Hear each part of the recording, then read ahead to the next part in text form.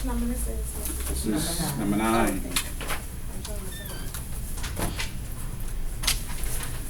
So, let's see. Your job is to predict total revenue generated by the lobster catch during the current season. Last season we caught and export if we call last season what? We caught and export 100 million. So let's call that Q0 is 100 million. That's last season. And the price last season, P0, is $4. So far, so good? Yeah. And the price elasticity demand for lobster tails, 0.8217. All right. Okay, you'll get no mark for that. That's just... What? I kind of half? No, I ain't nothing for that. All right, predict the effect of the larger catch on the price of lobster tails. So we want to know what P1 is. Assuming this entire season's catch is exported.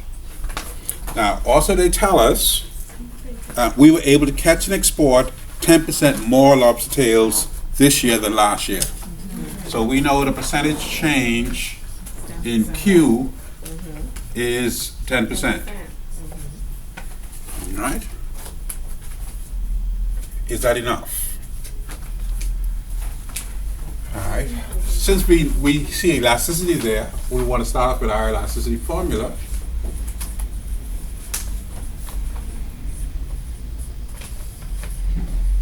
Now the question is, do I have a bunch of P's and Q's? I do have a Q0 and a P0, but I have a percentage change in Q. All right. And since it's easier for me to work, and I have elasticity, so I have this and I have this. All right, so I can do that if I put 0.8217 equals percentage change in Q. I know is 0.10, and the reason why I converted it because that's in decimals. All right, is percentage change in P. Yes. Cross multiplication. I take my P up here, take this down here. So that's percentage change in P is 0.10 over 0.8217. I think I get that far. I get that far. I didn't get that far. I get that far.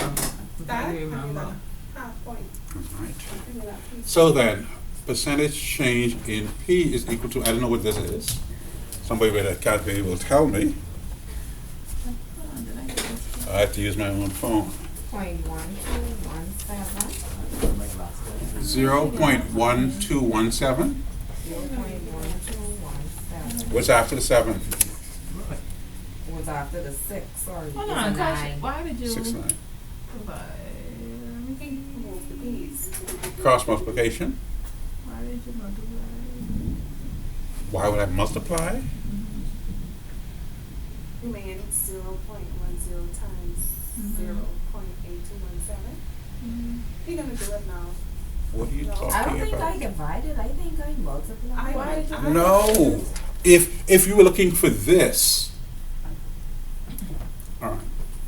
If this was 0.821, sorry, this is 0.8217 equals percentage change in P over 0.10, and this is multiplied. So what's the difference? Seriously? I'm serious. Okay. I thought when you cross over, no matter if it's on the top or the bottom, you should multiply. But when you multiply by 1 over this, okay. This thing here, 0.8217 equals 0.10 over percentage change in P is actually that, right? Any number divided by 1 is itself. Yes? I'm waiting for you to agree. I agree with that, yeah. I guess so. I agree with that, yeah. Okay. So it goes, this goes up there, this goes up there. Turn this 1 over, y'all didn't do this in high school? Okay, 0.821. Uh-huh. I've been in school longer than all of y'all. Summer week. I know, I think it's still this.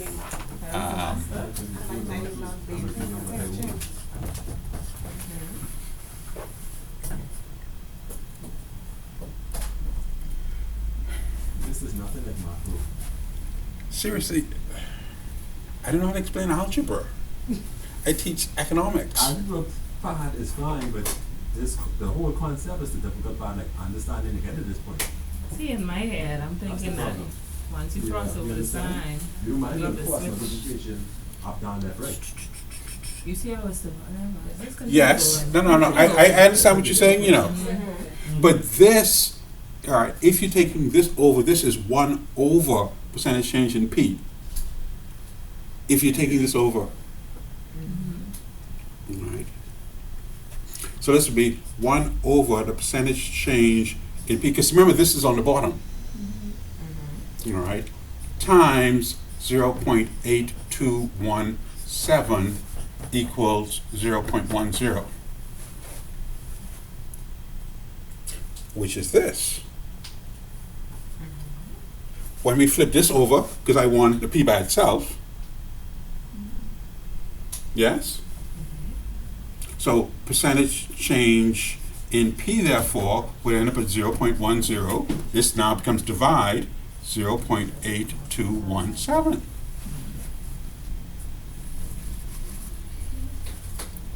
Did I do with y'all the whole ABC thing?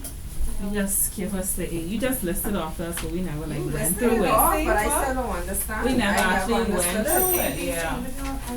And it was like Yeah. A equals B over C and I like that. Well, because I didn't really think I was supposed to teach algebra. I assumed, you know, you all would have taken, don't y'all have to do like a math course in this? So I would have gotten that wrong, because I would have multiplied. Yeah, because I think I multiplied too, if I remember. B divided by C, would B equals C times A, and C was B divided by A, like what does that mean? Why you laughing? Why you thinking that? No. Why you laughing? Here's where you start off. A, B, C. A, B, C. Right. All right. So if you want to find A, you divide B by C. Okay, that's the simple one, we get that. Right.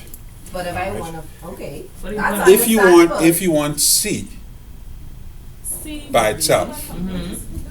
Sorry, Oh. if you want B, B, Mm-hmm. it's A times C. Well, how you know what's A, B, or C? A, This is A, that's A, Uh-huh. this is B, that's C. that's C. Okay. Let me write that down, 'cause- I think I understand now. So when we, So if you want C, it would be A times B. No, if you want C, then you do, I see it'll what you're be, saying, if you then want do- C, then it'll be the same thing he told us to do for that Oh, example just I get it Exactly. now. which is B divided by A. B divided I can plug in the, I can plug in the C numbers. goes up here, A goes on here. Right. by B. I think we're just in the morning, like on a You fresh get it now, line. the bed?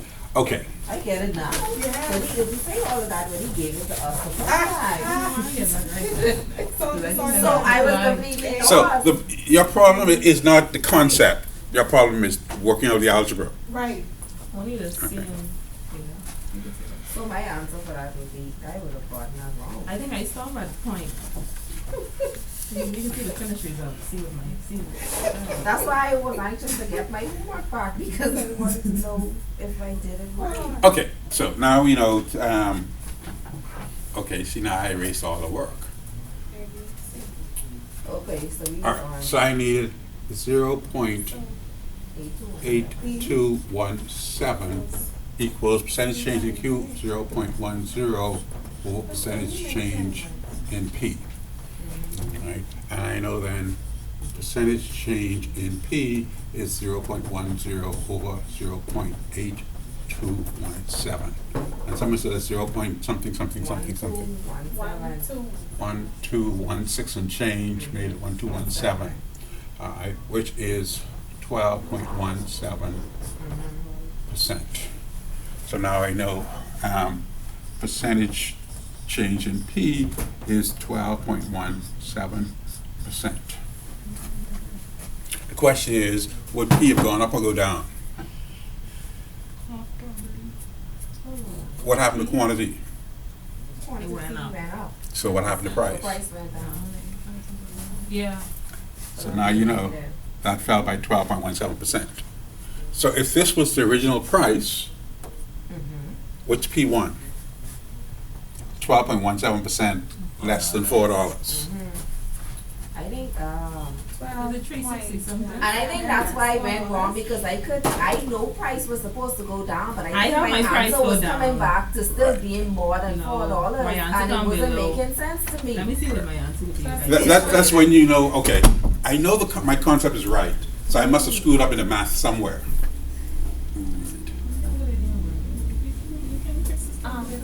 I thought it was my Yes. No, my calculator, like it wasn't working for me. Okay, I'll do it. Okay. P1 would be P0 minus P0 times 0.1217. Right. P1 is $4, which, so this will be 4 times 0.1217. What's that? 4 times, that looks like 0.4849? 0.4868. 0.4868 minus $4, this looks like 49 cents. Gives me If you round it off, 3.5132. 5132, which is, because we're doing it in dollars, $3.51. So that's what our new price So is. price did go down. Definitely didn't get that. Okay. I didn't get See, that. that's why I was See, so this- I anxious got to get wrong my right there homework back, for the because top. I know my concept was right, but it wasn't, the answer wasn't coming back to what I thought it should have been. Okay. No, that's seeing when I multiply instead of dividing, that's why I gone wrong with it. I had the whole concept in my mind. Okay, alright. All right? Okay, so that answers part E.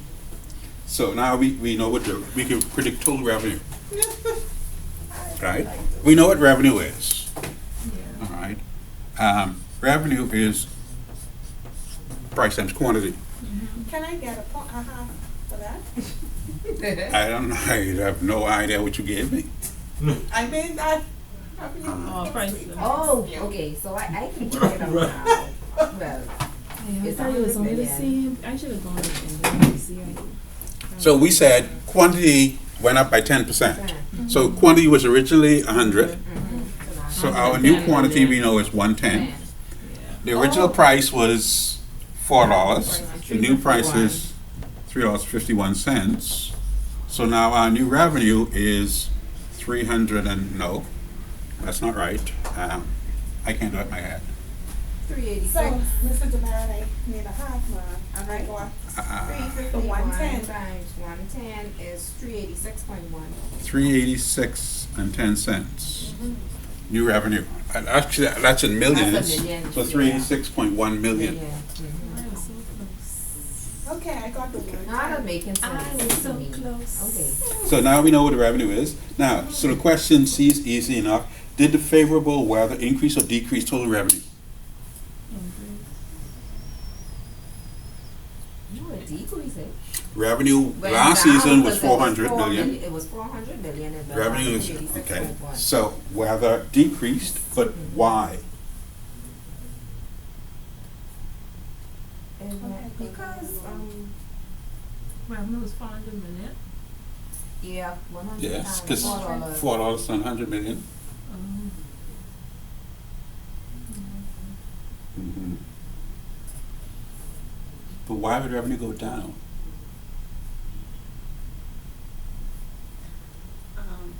Because of the price, What do you mean? because the oil price will fall. Okay. and What is this price- question talking about? Okay, Because it ain't talking about lobster. no.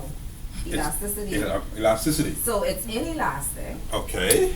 because it's less than, It's less than 1, so it's inelastic. it's inelastic. So when it's inelastic, then Mhm. revenue, And well, when it's inelastic, when Mhm. price goes down, revenue goes down. I said that right? are you asking or telling me? What page, Tom? That's page 11. Inelastic demand, It's inelastic. when price goes, When price goes down, revenue goes down, and when price goes up. and revenue goes up. Price goes down. And we see price went down, and we see. Revenue went down, even though the quantity went up. Exactly, because demand is inelastic. Elastic, Right. When price goes down, revenue goes down. When price goes down, revenue goes down. When price goes up, Revenue goes But up. inelastic. For inelastic demand. that's inelastic. You get that? You get that, right? Behave, we can remember that one. But see, Well, no, It's but in your notes. I understood it, it's just that my answer wasn't making sense. It's only the same. Because of the fact that I Exactly. I multiplied And then instead of everything else? dividing. Okay, I all get right, that. so you need to make sure you can do this. Yeah, I It's only got five. that, trust me. Everything else I have. Everything else was fine. All right, so we can move on then.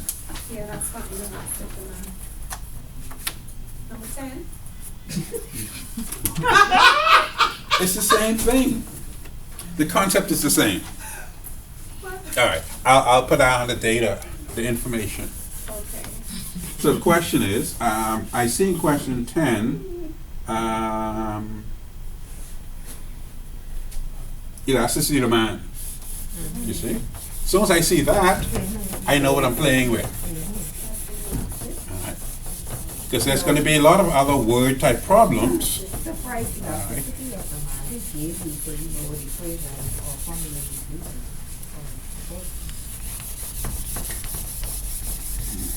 So at least that tells me where I can start. And I can need that formula, or some version of that formula. Okay, I need a half a mark for that. About that. Price per increase, percentage. Now, I don't give you math for what you're supposed to know. I give you math for what you solve. Okay, so you're a tax analyst for the Ministry of Finance, and you've been asked to predict how much revenue will be generated by a new gas tax. The initial quantity of gasoline imported is 100 million. So that tells me right now, Q0 is 100 million. And the price elasticity demand for gasoline is 4, and tells me EMD is 4. The tax is 10 cents per gallon. Now, I haven't seen that before, but they say tax, I can put it down. Tax, 10 cents per gallon. All right. I'm not sure what I'm going to do with that. Put it in the question, so it must be something. All right. The tax, which is 10 cents, will increase the price of gas by 5%. So I know what, Percentage change in price. all right, is 5%. And just in case I need it, 0.05.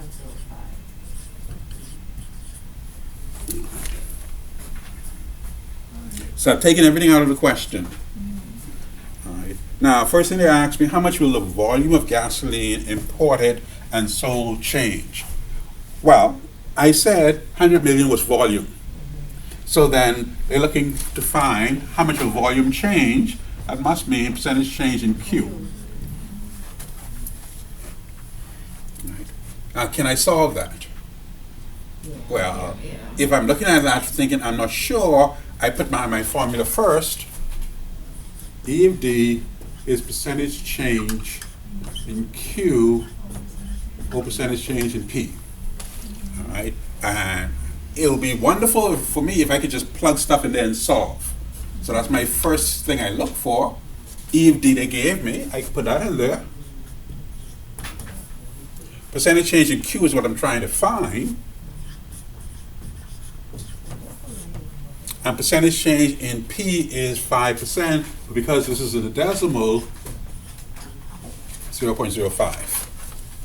That's the one where you. That's the one where you multiply. This you multiply then. So 4.0 times 0.05 Because you're equals, looking for B, and remember B is C times B. yeah, what you may want to do is sort of jot it in your margin. Yeah. And then, That's B. and what's this? This looks like what, 2? No, 4.0. 0.0, 0.05 is 0.2. 0.2. 0.2.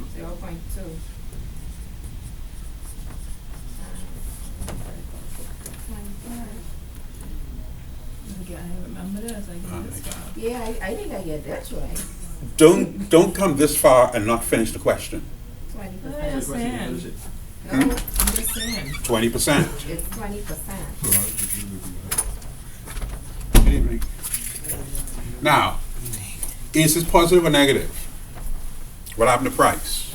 Price.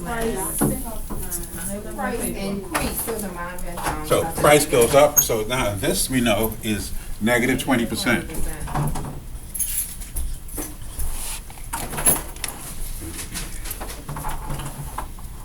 So you can do that. But they ask you how much revenue will the new gas tax generate?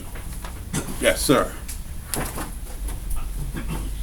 How will the volume of gasoline imported And so change. So the answer is just by 20%? Yeah, Yep. negative 20%. Will go down. You want it to work out an actual number. And that will be fine, that will be entirely correct. And in fact, you're going to need an actual number for question B. So why negative 20%? Because What happened to went up. price? Price went up, right, by 5%. And the law of demand says when price goes up, demand goes down. When they raised the price of gas, and the price of gas went up because they increased the tax. All right, that pushed the price up by 5%. That means we're going to want to buy less gas.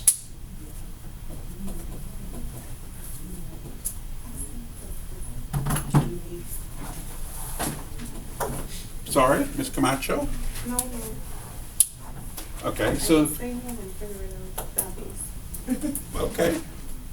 Then the next question then is, how much revenue will the gasoline tax generate? We know what is revenue. Revenue is price times quantity. All right. But we're being asked how much revenue will the tax generate? All right. So the revenue then will be the tax times the quantity.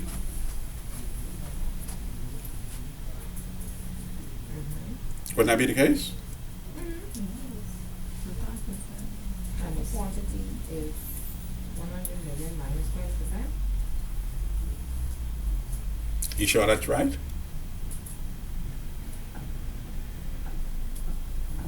You started off with 100 million, Yes. and your your new quantity now is minus 20%. Yes. So Okay. isn't that what you're calculating on? So, I come back to this in a second. We say we need a Q here. We know what the tax is. Tax is 10%. All right. Fine. What is our new Q1?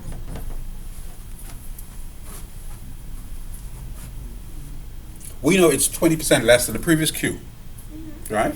So we certainly can calculate that. 100 million. Q1 is Q0 minus or plus? Minus Q0 times 0.20, right? Because it's 20%. This is 100 minus 100 times 0.20. 0.20, which is 100 minus, look like 20? 8, all right. So, the new gas is 8 million, I didn't think of 80 million times. that. 80 million times 10 cents, which is 8 million. Or 10%? Is it 10% or 10 cents? 10 cents. 10 cents per gallon. 10 cents per gallon, 80 million gallons. 10 cents is 10%. 10%. So 10%, $8 million. Okay, so I got it. Mhm. That's number 9. So this will be revenue is 0.10 times Q1.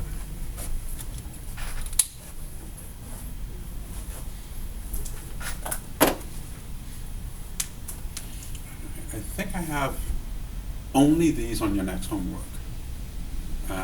With a price, with a couple of price questions. I have one question. By all means. As it relates to, is it possible to solve for point of elasticity without a price? So you have your demand equation. I have my demand equation. Okay, so let's see. Yes, if you have quantity. Yes, without point. If you have quantity, then you can solve for price.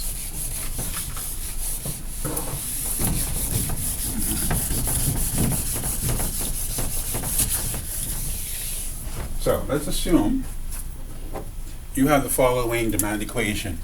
QD equals 30 minus 3P.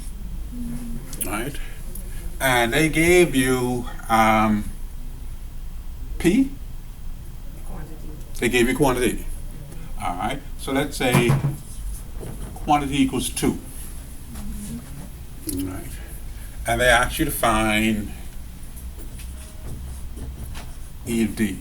Can we do that? We know in such a case, E of D is dQ dP times P over Q. Right? Point elasticity. So we know this thing is always the slope. All right. So this is just simply the minus 3. All right. We know that the Q is 2, because they gave that to us.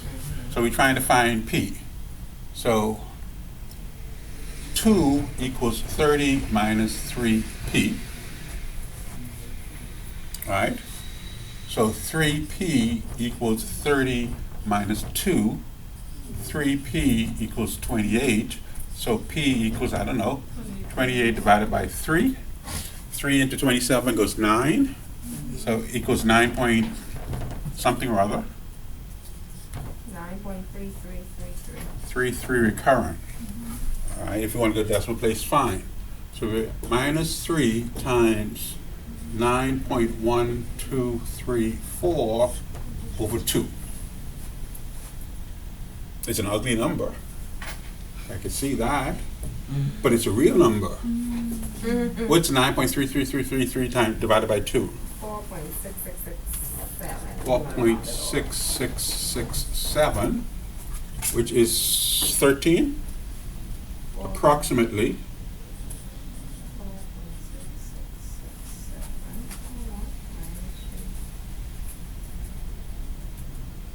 14 minus 14. Actually, 14? 3 fourths of 12. Yes, actually, you're quite right. So this is approximately 14, minus 14. I think it's 13.9999 something something something. No. 0.0001. Right, there you go. So, yeah, it's solvable. It's extremely elastic. Yeah, but, yeah. All right. Any other stumbling blocks on the homework, on the exam? Yeah. I mean, granted it's negative, but it's in absolute value terms. It's extremely, extraordinarily elastic, extraordinarily elastic. Yeah. So the question, if you have such a product with elasticity like that, you certainly know that you can't raise your price even slightly, right? But even the smallest sale will cause your sales to go up substantially. Okay. So, can we talk about price? I'm assuming nobody had an issue with the cost table. I thought that'd be an easy give you. I only think I only made that with 5 points. I think it's something like You that. made a mistake on that. What do you make 5 points? I made a mistake on that. Well, There's something what, on the where one of table? them was off the truth. One of the numbers that you plugged in, Was yeah. off. or maybe 2. Yeah, you didn't add it to the bottom. Well, And the And the table. table, yeah, I thought we number did the 4. table. I think the one was said 153. Just off by 5, or something like that. Look to the bottom. I don't use my keyboard as an example. I'm looking at your homework. Don't come with that. I mean, that's the homework you talking about? No, there's. Sorry. No, number 4. Yeah, Oh. number 4. It's possible. I you haven't talking about put the it table or you in. talking about number, Yeah. number 3? No, It's the table is number 4. 525. I mean, sorry, 530. 525. 530. He has 525. You have 525, it's supposed to be 530. Oh, well, yeah, it That's should it. be 530. So then we have to start over from the bottom. You see thing? I just ignore. Yeah, but that only affected Oh. this. Well, it would affect this. No. Yes, it'll affect. Oh, it'll affect this. Oh, those 5. Okay, 35. All right. What question you I mean, it didn't really throw it off, It did because Yeah, I thrown off because I got 30 and my answer's 230 is completely 530. missing. That means Different this from would be yours. different. This would be different. This, and this all would be different. Yeah. I went based on assumption with the actual corrected figure, but I don't know. I'll see when I go through this tomorrow. Okay. Yes, tomorrow. I'm not going to do it tonight. Okay. So we got a couple extra, if you have a couple extra points, so you don't go mark us down for that, right? No, I don't take. Just making sure. No. I mean, I don't like giveaway points, but I don't take points away for something that ain't your fault. Oh, I gotta turn this over, 'cause I write it. No, I get that right. Okay. Okay. So let's talk about pricing. Wait a minute, what page are you on? Which page, Mrs. This is 48. 28? 48. Okay. This is the last thing we're going to do before we bring everything together. So we want to talk about how the best way to actually price our products. We know the direction the price should go in depending on elasticity. 48? You already did that? I Sorry. see I highlighted in my We book, got so I paid. surely We did that. stopped at, 49, let me see. Sorry. Okay, then 29, then roll the page. 49, we did 49. Optimal market pricing is what we're talking about. okay. Yeah, we did So we're talking about pricing here. So we're talking about demand analysis and optimal pricing. That was the big heading, right? Once we completed our conversation on market structures and what happens when somebody tried to screw us in an oligopolistic situation. We then want to talk about how we go about pricing our product. And we began talking about, we know we're in the business of making money, right? So for us, we're always focusing on this thing.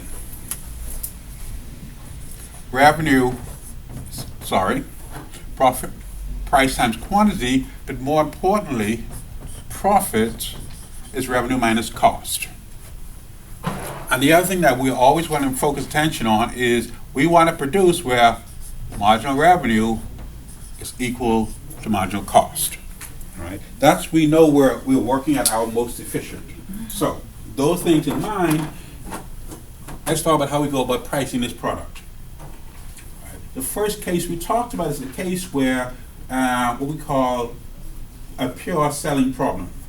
A pure selling problem is the case where your marginal cost is effectively zero. All right, What page were you on? 48. Page 48 starts demand analysis and optimal pricing. Yes? You said we were gonna go over the figures, the boundaries. You already finished, pure selling So problem. we can Yes. stop that. I'm screen recapping Oh, okay. before we move on. So we said the pure selling problem is a case where all of our costs are already incurred. All right. We have already rented out the stadium for this concert. All right. We already booked the act. All right. We already booked the caterers. All right. The food come in, the guy could be on stage. We gotta pay him and pay the stadium owners, even if nobody show up. All right. All of our costs are already incurred. All right. The difference between having a stadium with 1,000 people and 1,001 person is zero. Or 1,010 people is still zero. So effectively, marginal cost is the cost of adding one more person to our stadium. All right. And for us, that's effectively zero. Same thing if we have a regularly scheduled airline. All right. We already pay the pilots and the flight attendants and order the food and pay for the gas, pay the landing fee to the airport. All right. All of those costs are already incurred whether the plane flies full or empty. All right. So to add one more person to the flight doesn't cost us anything more.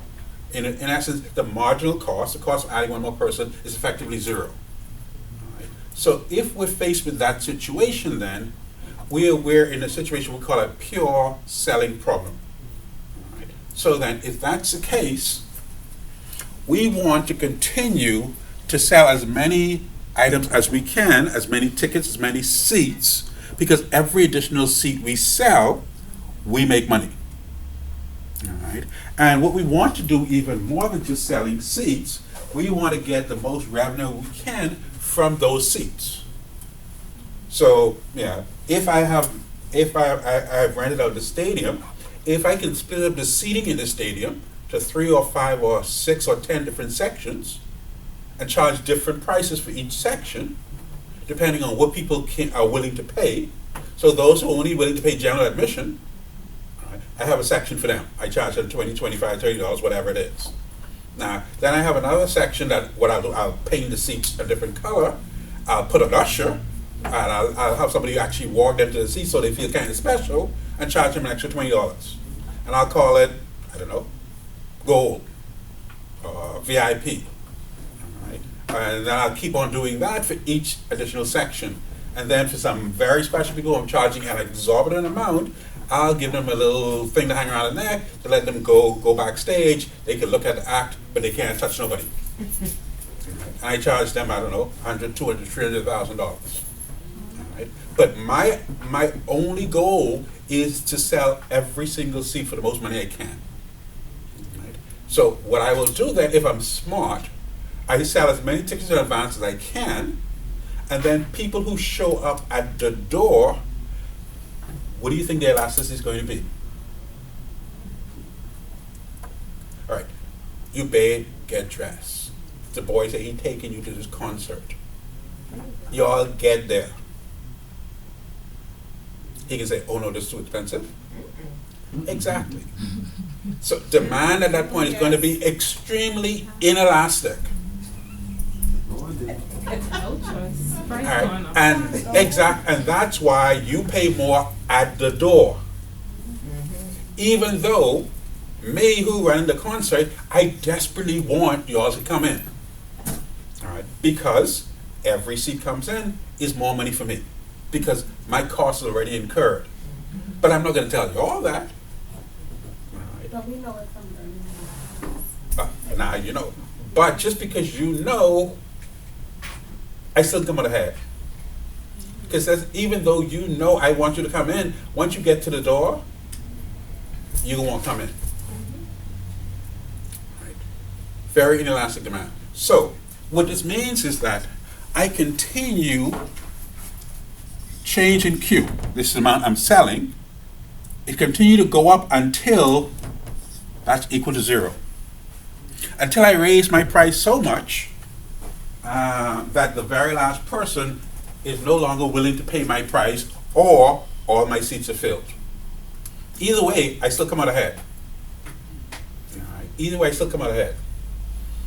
Alright. So a pure selling problem occurs when I have my marginal cost equal to 0, I want to push my marginal revenue until my marginal revenue equals to 0. And the only way that's going to happen is I keep on selling tickets and keep on raising my price until nobody wants to buy my seats anymore, or the concert that's taking place. All right. So what you would find is that leading up to the concert, closer and closer it gets to the concert date, I ramp up my marketing. Right? So first of all, I make it seem like you all need to get your tickets early. All right. And then once I've gotten your people who buy your tickets like 2 weeks, a month ahead, your people who come in the last minute, I make you all feel as if y'all gonna lose if y'all don't go now. And just to make it worse, I tell y'all, if y'all show up to the door, y'all gonna pay 10, 15, 20, 25, 30, 50% more. Right. Is that why, like, when you go online to buy a ticket, you will see, like, they only have, like, only 3 seats left or something like that? Exactly. And there's never only 3 seats left. So then what do you do in that case? What do you mean? What did you do? They do that so you could buy a ticket now. But you feel No, you need to buy it now. no. It's called marketing. Yeah. As long as it's not illegal. You looked and then next minute only 3 seats left. Only 5 seats only left one at seat this left. price. Listen, you come back 2 weeks later, there'll still only be 3 seats left. Yeah. Okay. Okay, so that's our pure selling problem. And again, it very special cases. Okay, now we're on our page 48, 49.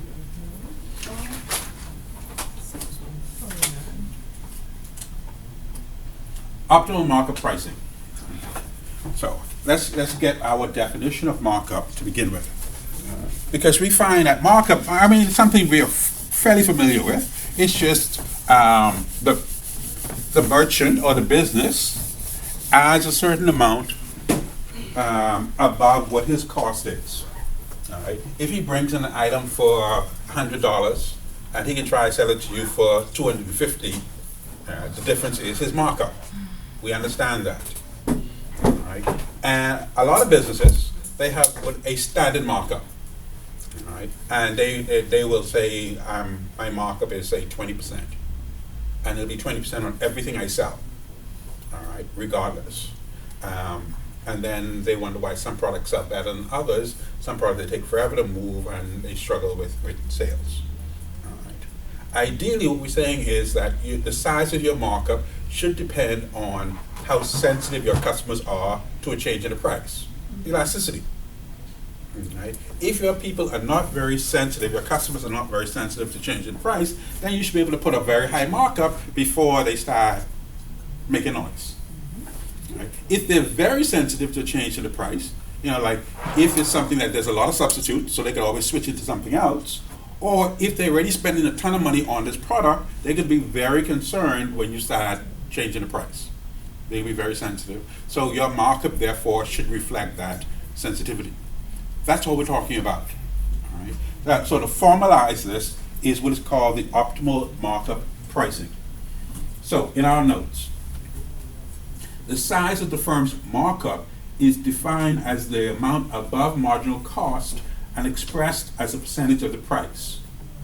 It depends inversely on the price elasticity of demand for a good or service.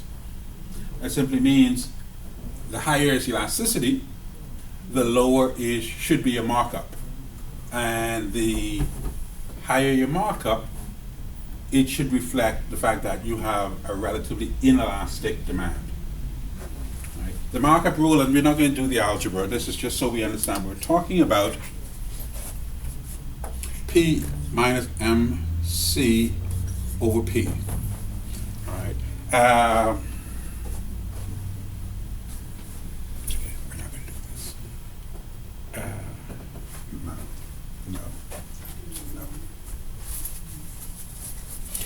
I can save my bullets.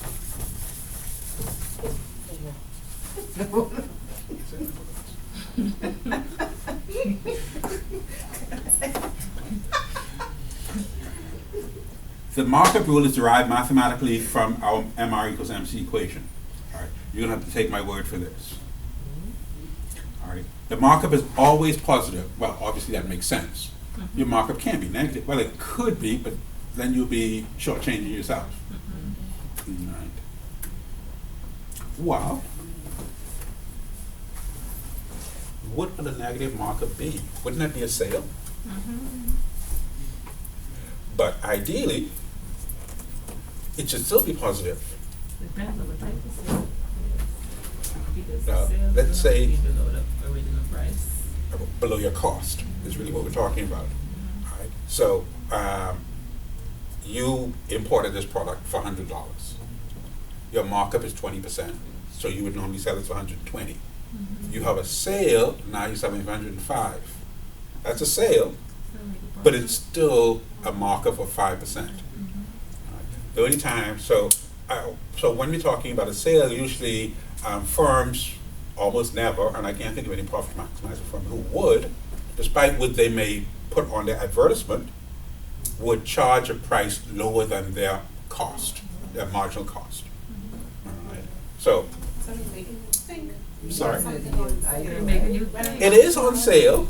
It's, a sale is nothing more than a reduction in the price, but it's not a reduction in the price below their cost. Their cost, you know. It's just a reduction from below the previous price. They win regardless. That's simple. Okay, so the markup is always positive due to the fact that E of D, and I think we changed all this last class, didn't we? All right, elasticity is always negative, therefore negative E of D will always be positive. All right, this is, before we convert everything to absolute value terms. All right, as demand becomes more elastic, et cetera, okay, flip the page. Here's the table I really want to focus on. Right. And you can see where we start at elasticity of negative 1.5. So it's elastic, because this is an absolute value terms when you convert everything. So elastic, and you see it's getting more and more elastic. Right. And you can see what happens to the markup. The markup is that middle thing.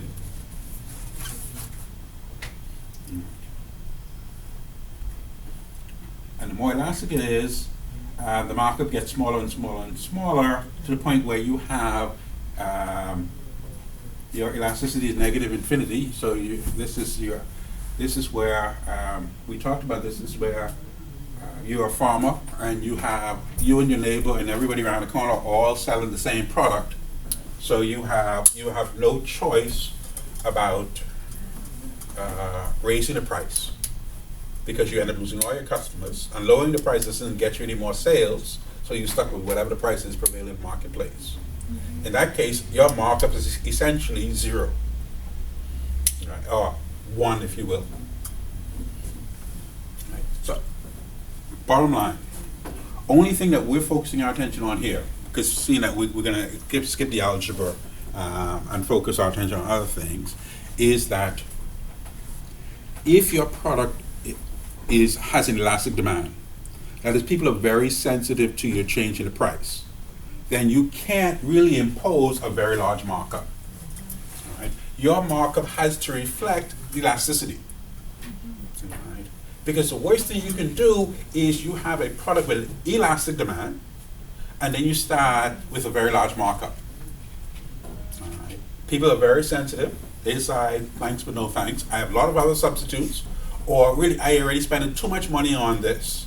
Right? I can raise all holy hell if you start playing with, my pocket even a little bit. All right. This would be the case with certainly the BEC issue. This will be the case with your mortgage or your rent. All right, where it's taking such a large chunk out of your income that any change in the price you are extremely sensitive to. All right. So in cases like that, the ability to increase the markup is very limited. On the other hand, if a product has a very small elasticity, all right, there'll never be any, this optimal market pricing does not apply to inelastic demands, only elastic demands. But if you have, and I think I have a note on that somewhere,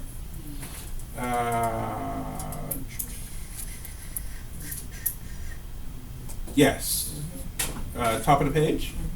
Please be aware that the market rule is applicable only in the case of elastic demand, because as a firm you should never operate on the inelastic portion of the demand curve. Okay. And examples that we've used, let's see. Premium food should carry a higher markup. Well, that makes sense. Compared to generic, a Rolex should carry a higher markup than a Timex, and designer dresses should carry a higher markup than off the rack. So all we're going to focus on in terms of markup is that it's related to our elasticity. And last time we also talked a little bit about price discrimination. Alright.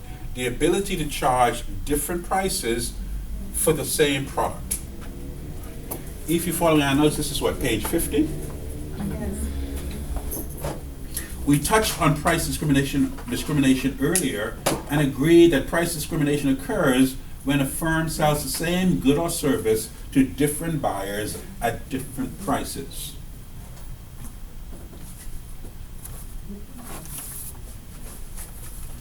So if the school could charge each one of y'all a different fee for this class,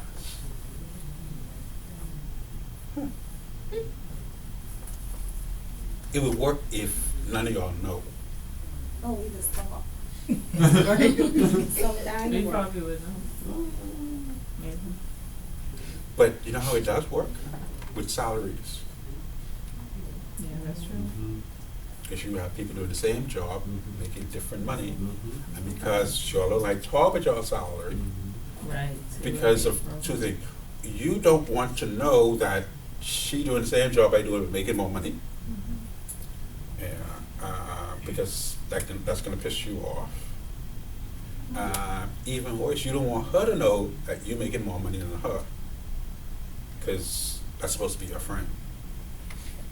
So nobody talks. The company comes out ahead because they can do whatever.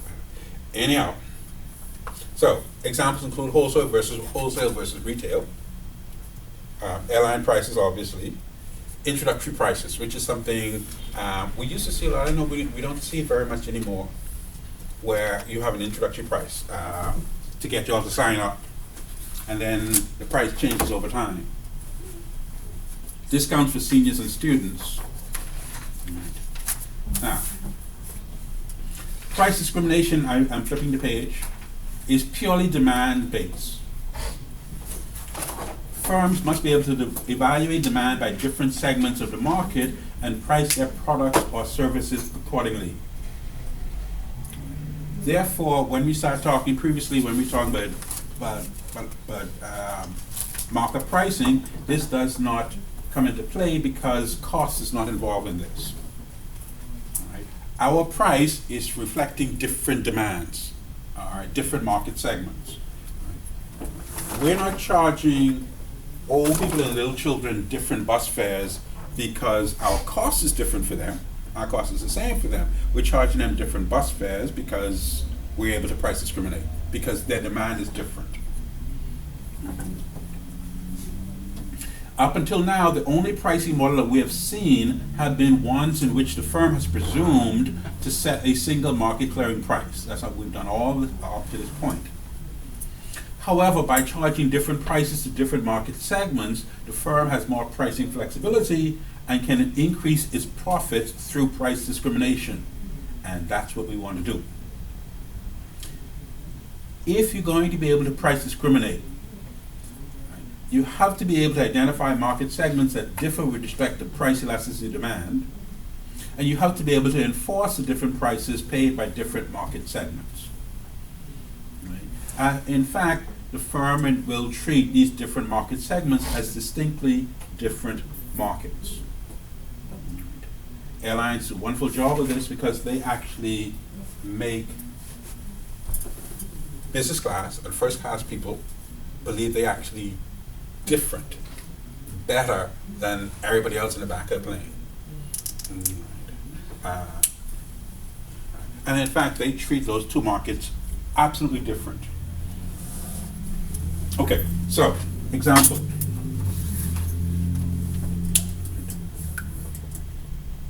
Steel producer, these are people who produce rolled steel, and that's the steel used to produce cars, in a protected market, let's say Detroit in the United States. So demand at home is inelastic compared to demand in an international market. Demand at home will be inelastic because in a protected market, consumers have to buy domestic producers first before being allowed to purchase any from abroad. Whereas in the international market, the domestic producer has to compete with all the other producers globally. We see this in the Bahamas in relation to poultry, chicken. Right. You know, we have laws in the Bahamas that says if you are a supermarket, a national food store, right, a Solomon's, a what's it called? Main City Market, Super Value, Abaco Market. You are required to buy all the chickens you can find locally first before you're able to bring chickens in from outside. So if you are a local poultry producer, local chicken farm, you know you get to sell all of your chickens every time at whatever price it is that you're charging. Because the supermarkets have to buy all domestic chickens before they can bring in, before they can import chickens. How do they know where they get, like? You're supposed to have, they're supposed to have inspectors. They've always been Ministry of Agriculture and Marine Resources. So when KFC is get their chicken farm, KFC is supposed to buy their chicken locally first. Yeah, the chicken, small things. BFS, yeah, BFS is getting them. Yeah. Bahamas Food Services gets their chicken. Here's the problem. We have relatively few chicken producers now, but which really makes no sense. We used to have major chicken producers in Providence and Grand Bahama and Abaco. You know, Carmichael, you know, I like the one in Carmichael. Carmichael, Yeah. that used to be state. So- Remember that? Yeah. Why would they go out of business? Think about it now. Carmichael. Yeah. Carmichael Road. Carmichael Road West, not too far from the roundabout. Right. Yeah. And there's been a number of chicken farms out that way. No, no, no, past there.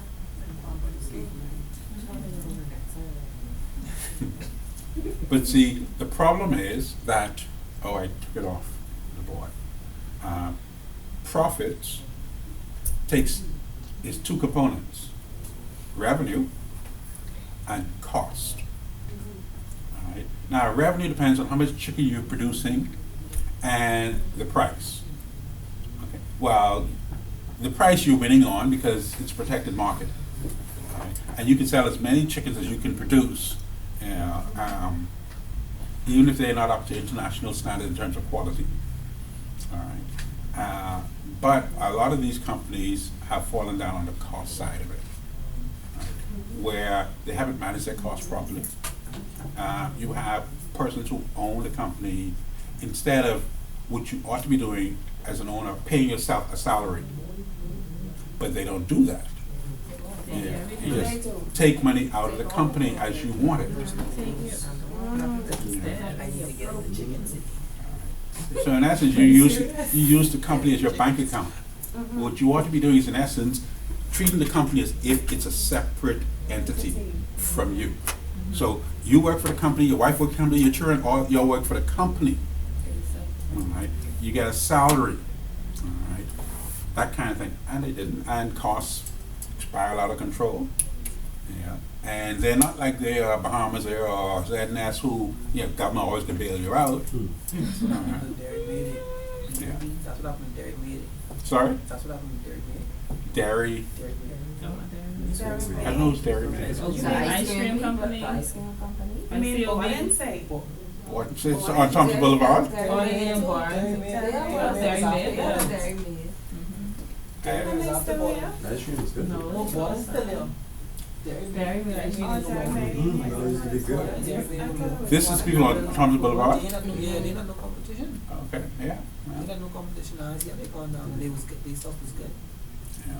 But, if you can't control your costs, eventually, you're never going to be able to make enough money to stay in business.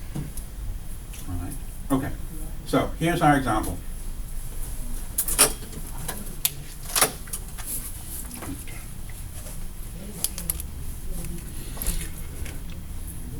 Steel. The price of steel in our home market, where H is home, is this: $4,000 minus 5 Q at home.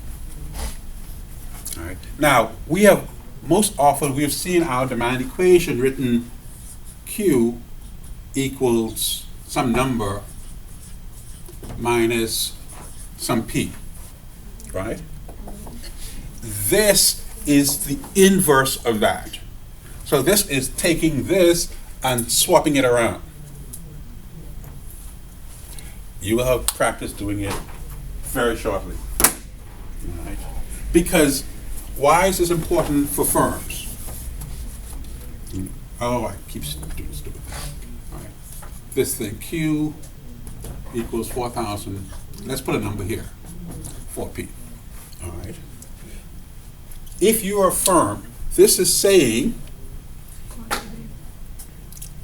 the amount that's going to be sold is going to depend on the price prevailing in the marketplace, right?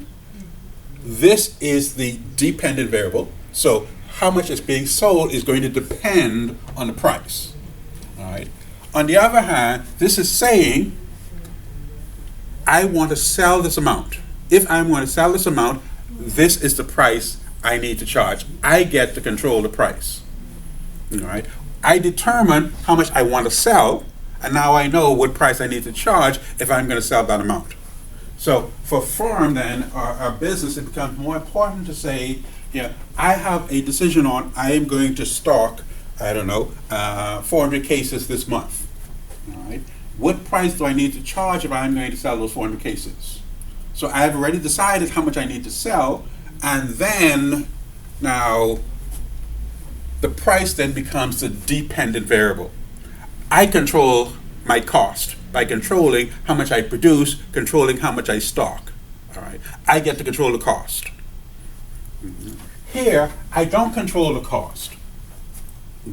How much I produce is going to depend on whatever price is prevailing in the marketplace. So for firms, and you're going to see this a lot for the next 2 weeks as we wrap things up, especially when we start talking about our little company that we're going to produce, we're going to be much more concerned about that type of equation. But for the moment, let's accept that this is the price of steel in the home market. All right. And the price of steel in the foreign market looks like this: 3,000 minus 2Q. F is foreign, H is home. Our marginal cost in our home market is $1,000. Our marginal cost in the international market, $1,400. Marginal revenue in the home market is 4,000 minus 10Q. Marginal revenue in the foreign market, I'm missing a zero on my, 3,000 minus 4Q in the foreign market. All right. And a lot of questions you will see will give you this kind of information, or actually derive this kind of information. I remember what we said when we're talking about market structures. We said, if we're going to produce at our most efficient, Q star, all right, we said Q star occurs when marginal revenue equals marginal cost.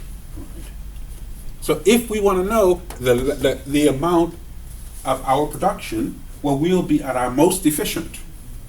All right. It's going to occur when marginal revenue equals marginal cost. Yes, Pam?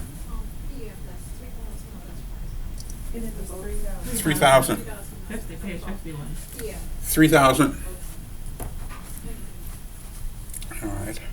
So in essence, let's assume that we're in this kind of market. Here's our marginal cost, all right, and our marginal revenue. So we're not in a perfectly competitive market, right, which means we have our demand curve looks like that. Remember, this is our monopolistic competition. This is our oligopoly. And this is our, there's another one. No, there's only those two. Perfect competition. Yes, and monopoly. All right. And depending on that, these curves will be steeper or shallower. But for the moment, this is enough for us. We know it's not a perfectly competitive market, because we know a perfectly competitive market, our demand curve looks like that. Right? So we know it's some other kind of market, not perfectly competitive. And that's enough for us. And that's fine, because we know this company is competing. They're selling steel both locally and abroad, so they're competing in these markets. Right? And what do we say the first step in deciding whether we're making money or losing money? We find where marginal revenue meets marginal cost, and we drop our perpendicular. And that allows us to find Q star. Right? That's what we did. Right? We found where these two curves intersect. Right? Remember, when at the very beginning, when we had, this was our supply curve, and this was our demand curve, and we wanted to find this Q star and this P star. What was our first step? We set QD equal to QS and solve. Right? I can't spell. Because we said, we see these two curves, and we know there's a function attached to each of those curves. We set the two functions equal to each other and allows us to solve. We're doing exactly the same thing. This marginal revenue curve is this marginal, well, let's call this home first. So marginal revenue home is this function. Marginal cost home is this function. So to find where those two curves cross, we take those two functions, set them equal to each other, and solve. All right? And you do this for any time you see two curves intersect and you want to find out whether they intersect, you do exactly the same thing. All right? That's why we always start with setting the foundation. All right, so if that's the case then,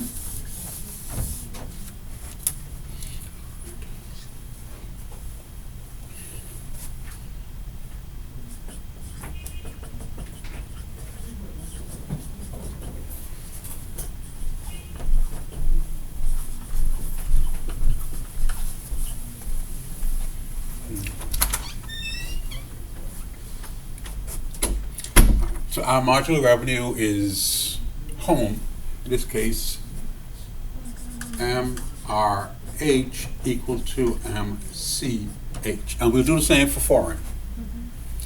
MRH is 4,000 minus 10Q, and marginal cost of H is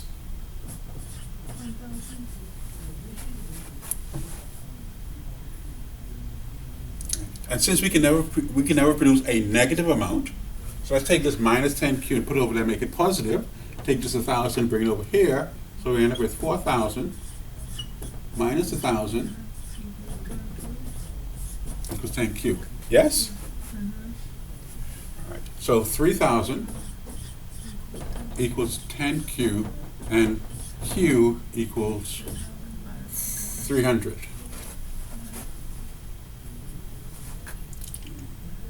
So now we know in our home market, we should be producing 300 units. So 300, whatever the 300 is. What about the foreign market?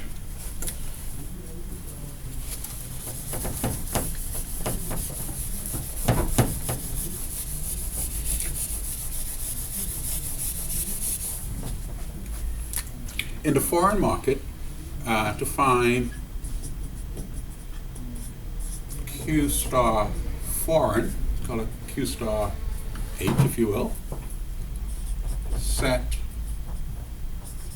MRF equal to MCF. All right. MRF is what? MRF equal to MCF. MRF is 3,000 minus 4Q. 3,000 minus 4QF, and marginal cost foreign is 1,400.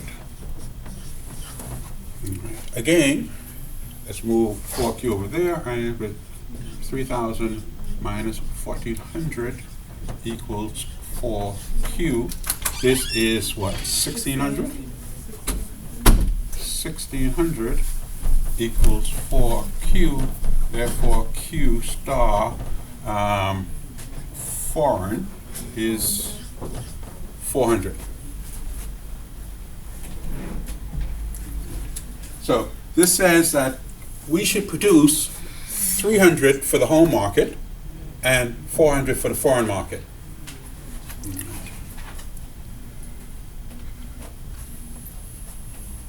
The next question then is that the whole idea behind these inverse demand equations is to find out how much we should be charging for our output. We know for us to be at our most efficient, we need to be producing 300 for the foreign market, sorry, for the home market, and 400 for the foreign market. All right. Now that we know we're producing different amounts for different markets, we need to determine the price that we're going to charge for these for the different markets.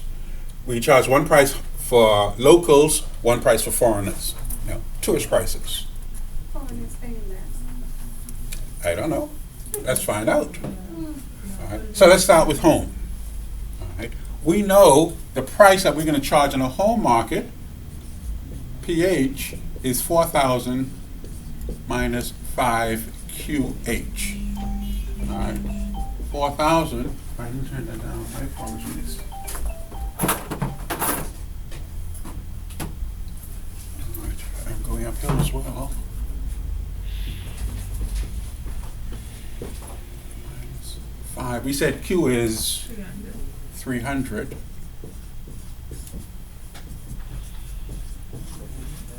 5 3 is 1,500. 4,000 minus 1,500 is 2,500. $2,500. All right, per ton or whatever it is. All right, that's what we're charging for steel in the home market. What about in the foreign market, the international market? So call it P foreign is 3,000 minus 2 QF. And we were producing 400 for the foreign market,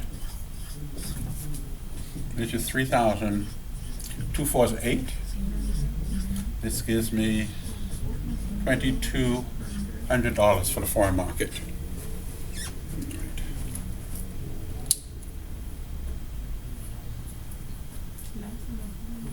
But does that make sense? Because if you think about it, we said in the international market we're competing with international producers. Our home market is protected, right? Yeah. So yeah, the price would be, we wouldn't be able to charge such a high price in the foreign market as we can in the local market, because local consumers of our product are stuck with whatever price we're charging, because they have to buy everything that we produce before they can go outside. So this is page 51, if you will. Sorry? which, Like I wish that was being enforced. The chicken thing. Sorry.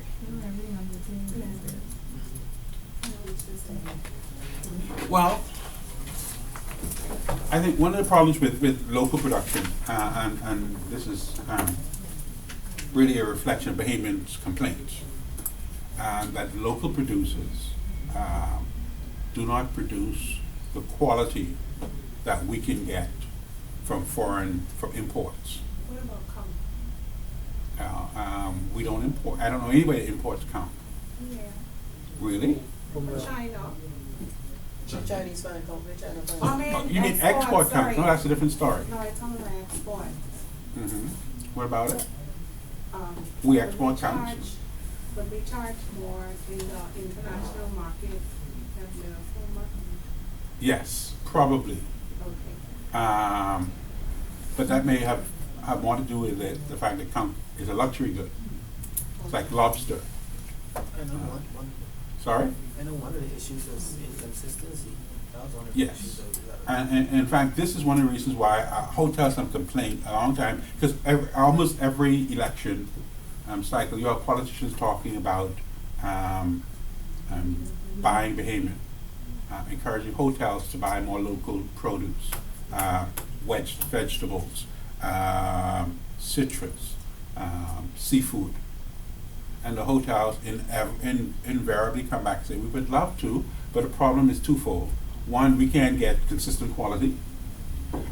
These people can't deliver on time, and we need, because remember now, if I say Atlantis and I have 10 restaurants, all right, even if only 4 of those serve local fish, seafood, they need to do that every single night, the same stuff.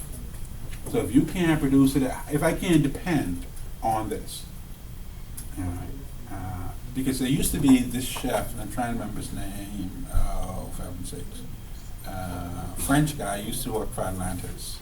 The one who closed the restaurant. No, he passed away, unfortunately. Yeah, not too long after Saul Kirsten left, passed away. His son? No, the daddy. The daddy, okay. Yeah, I think like they passed away within a very short period of time, like a couple of weeks separated the two. In any case, you know, he used to have a specialty menu where he would come down once a week and he would go under the bridge, the old bridge, not a new bridge, and he would buy fish, and that's what he would serve, you know, once a week. But that was a specialty menu. It wasn't something that he could do on a regular basis because people couldn't meet the quality and the timeliness. That's not even it's not even fair because it's the chemicals and things that they use to preserve some of those fruits and vegetables. Okay. That's So a then, major product. if you are a local producer, yeah, even if you're saying, I can deliver stuff fresh, organic, I could call it organic, zero chemicals, whatever. Yeah. Now, it may not be quite as pristine, but you can sell it as organic, right? Native.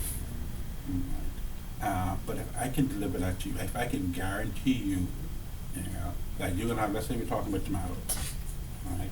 I can guarantee you 20 bushels of tomatoes every week, indefinitely. All right. At a hotel, why wouldn't you be able to do that?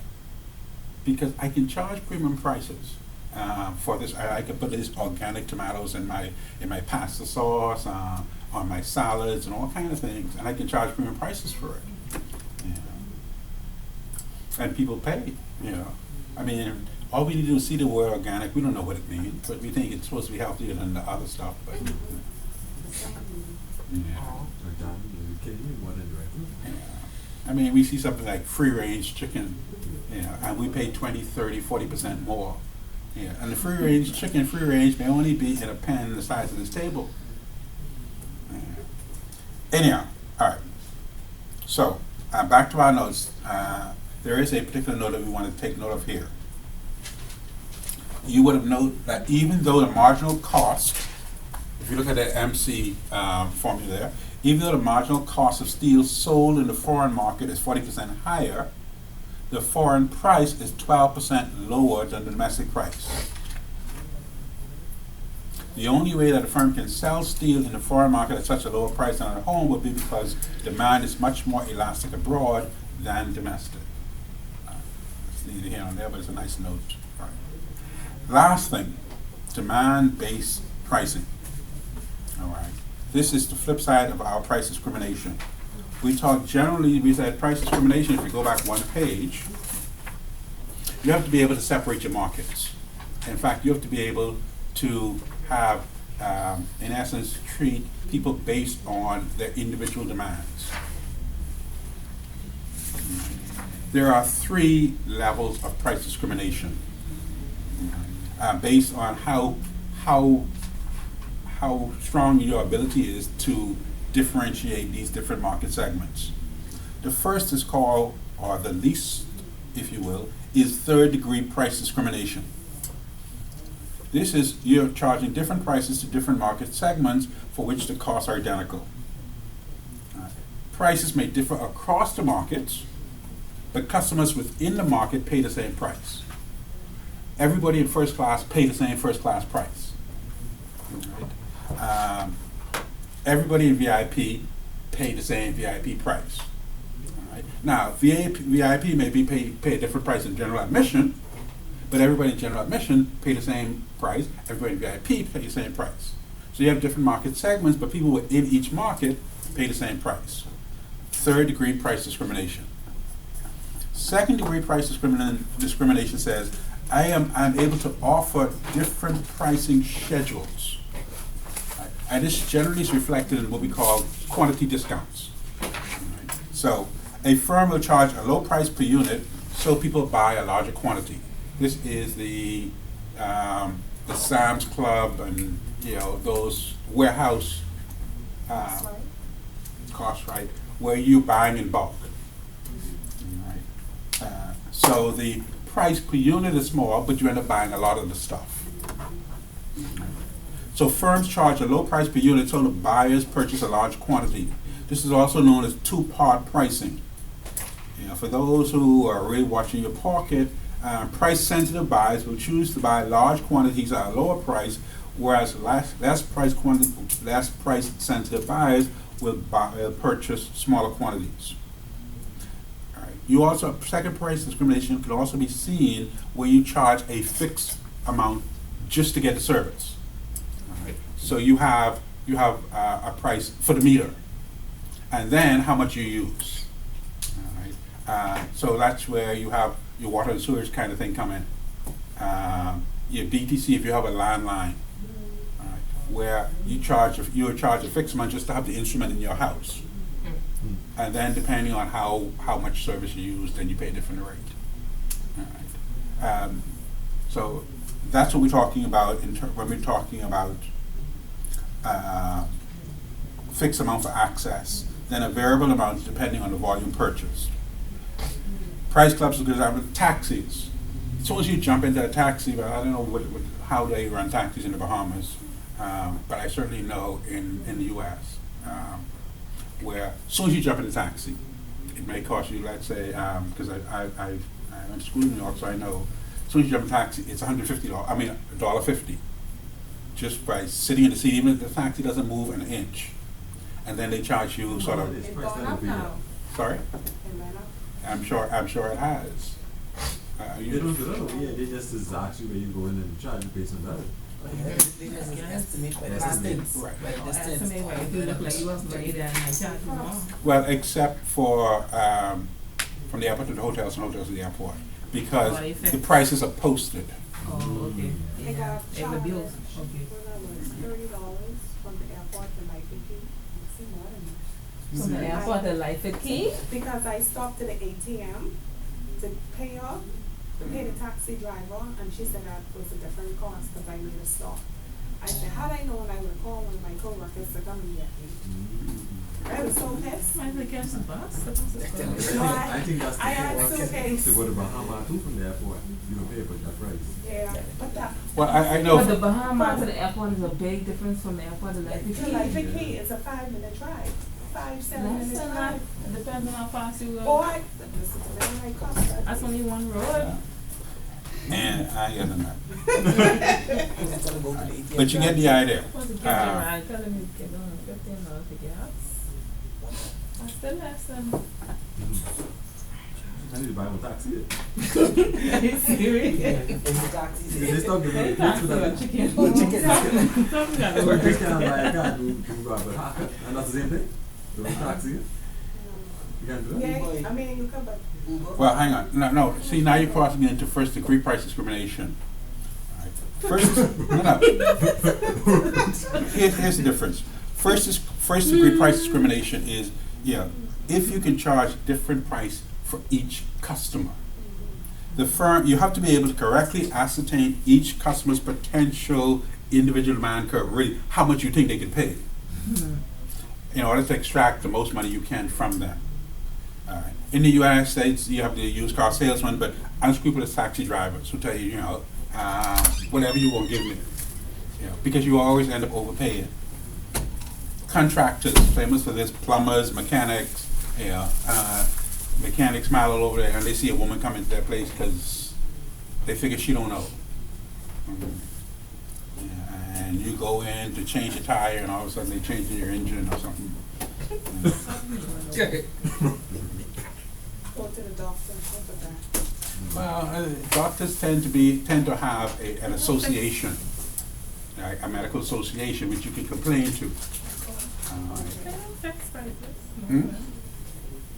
Well, some doctors. What The other doctors part, Like a regular private doctors or? well, no, Specialist. but the constraint on doctors is insurance companies. Because the insurance company, will cover what they think the service is supposed to cost. Right? So they will only reimburse the doctor that amount. And then the doctor now has to come back to you, say, your insurance only covering X, Y, and Z.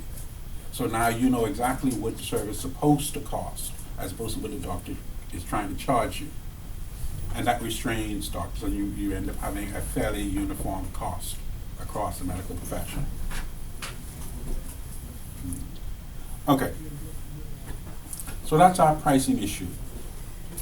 Except for the definitions of these various aspects of pricing, the only really quantitative issue that's going to face us is if we were given marginal revenue, marginal cost, and your inverse demand equation, can we determine what is our optimal quantity of production, like how we did here, and what will be the price that we would be charging for these items.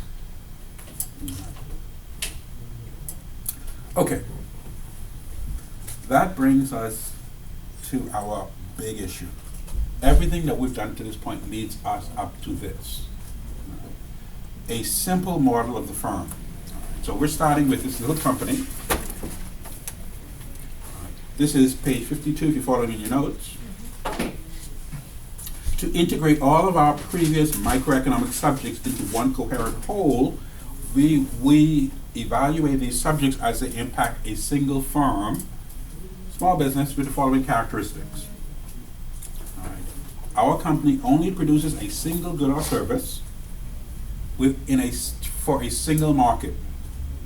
And we're in the business of making money. All right. So think of this. You're a woman selling heady stockings out of your back trunk. Selling a single product or service to a single market, and you're in the business of making money. Right? Nothing terribly complicated about your business. Your job right now, our job, is to determine the quantity of goods that we're going to produce, and we have to come up with a price for these products, right? Or for this product. We will assume that we can predict the revenue and cost consequences of our pricing and our output decisions. So we're going to have formulas, and those formulas will be able to tell us what our revenue will be when we change the price and when we change the quantity. Right. So we will have control over the price and quantity, and that's going to tell us what our revenue and what our costs are going to be.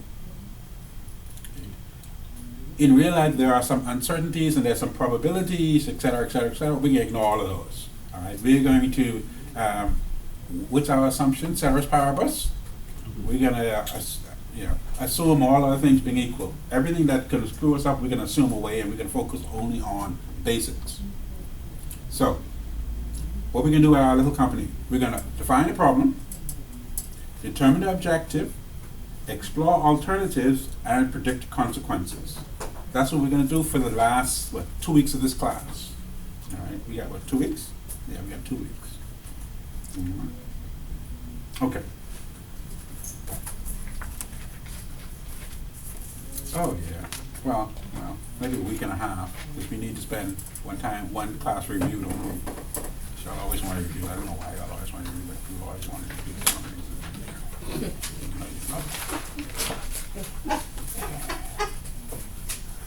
How about, instead of review, we do a mock? We still need to review the mock.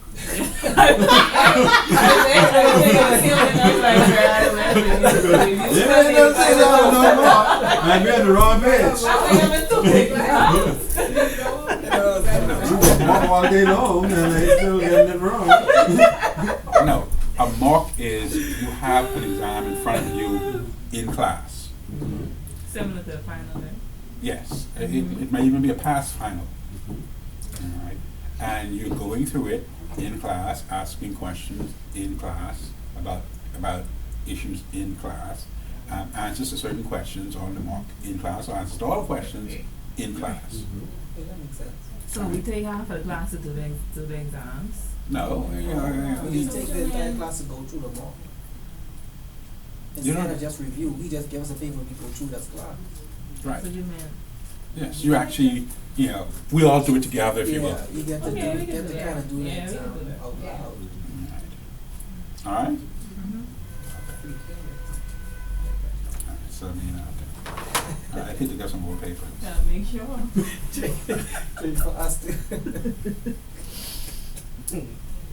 Okay. So, first thing, where are we? Page 53. revenue. All right. All this is stuff we know already, so we're going to go through quite quickly. All right. So, when we're talking about revenue, any analysis of revenue must begin with the most basic economic imperial relationship, law of demand. This is everything we know already. All else being equal, that's our ceteris paribus assumption. An increase in the price of a good or service will lead to a decline in the quantity demanded of a good or service. A decrease in the price of a good or service will lead to an increase in quantity demanded of a good or service. We all know this. The demand curve. The firm uses the demand curve as the basis for predicting the revenue consequences of alternative output and pricing policies. It allows the firm to predict its quantity of sales at any price. In turn, revenue can be computed as a product of price and quantity. Still with me? Yes, wife. Sorry.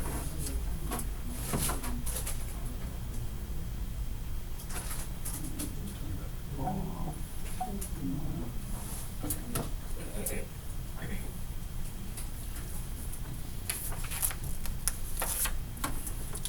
All right. Demand equation. Demand equation, we know, is the mathematical representation of the demand curve. In this form, the demand equation predicts the quantity of products sold at any given price. The demand equation provides sufficient but not all necessary information to predict revenue. It also provides a snapshot of current demand based solely on price. Let's pause there for a second.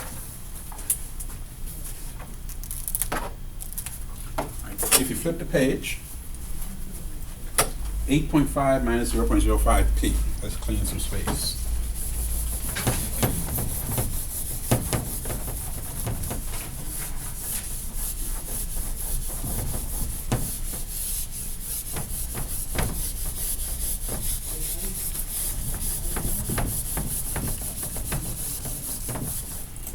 So we have a demand equation. Let's call it 1, if you will. So we keep track of these things. Grab a nice black.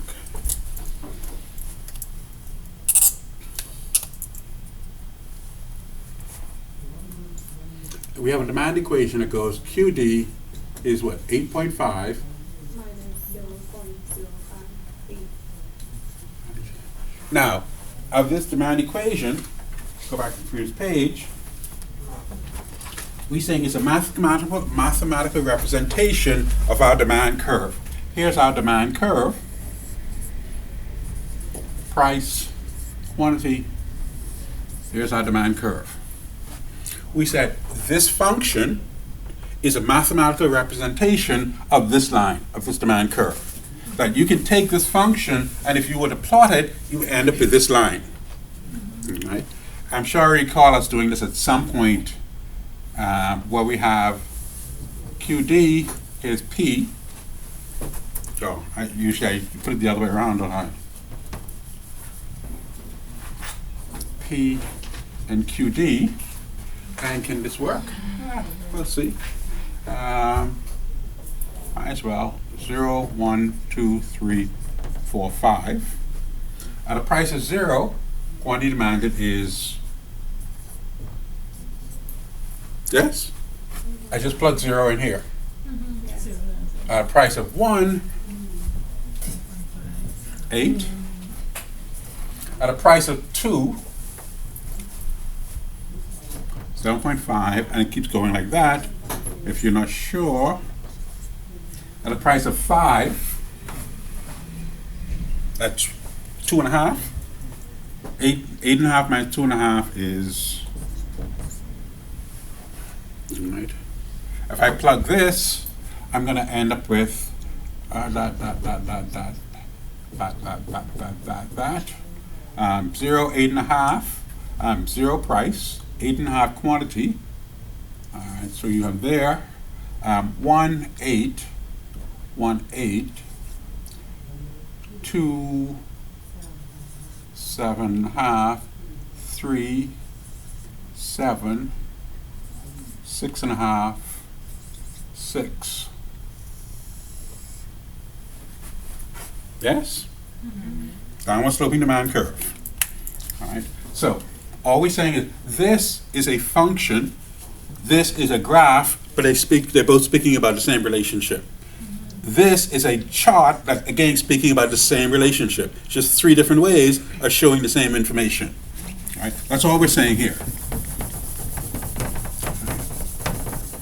Oh, maybe blue was better. Clean anyway. All right. So the demand equation is a mathematical representation of the demand curve in the form that we have here. Demand equation predicts the quantity that's going to be sold when we change the price. Because remember, we had price 0, 1, 2, 3, 4, 5, and those prices we then used to find out how much quantity was going to be sold.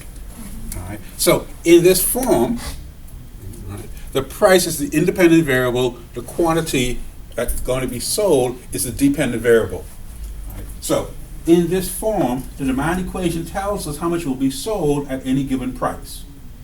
Now, it gives us a lot of information, but it does not give us all the information that we're going to need. Right? It only tells us what this is happening at a given point in time, current demand. It doesn't tell us how consumers' income affecting this, price associated goods, or all the other things that we say may affect demand.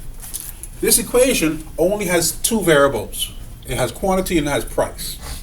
All right? It tells me how much will be sold when the price changes. It's not going to tell me how much is going to be sold if income changes. It doesn't tell me how much is going to be sold if people's tastes and preferences change. It's not going to tell me how much is going to be sold when the future price change.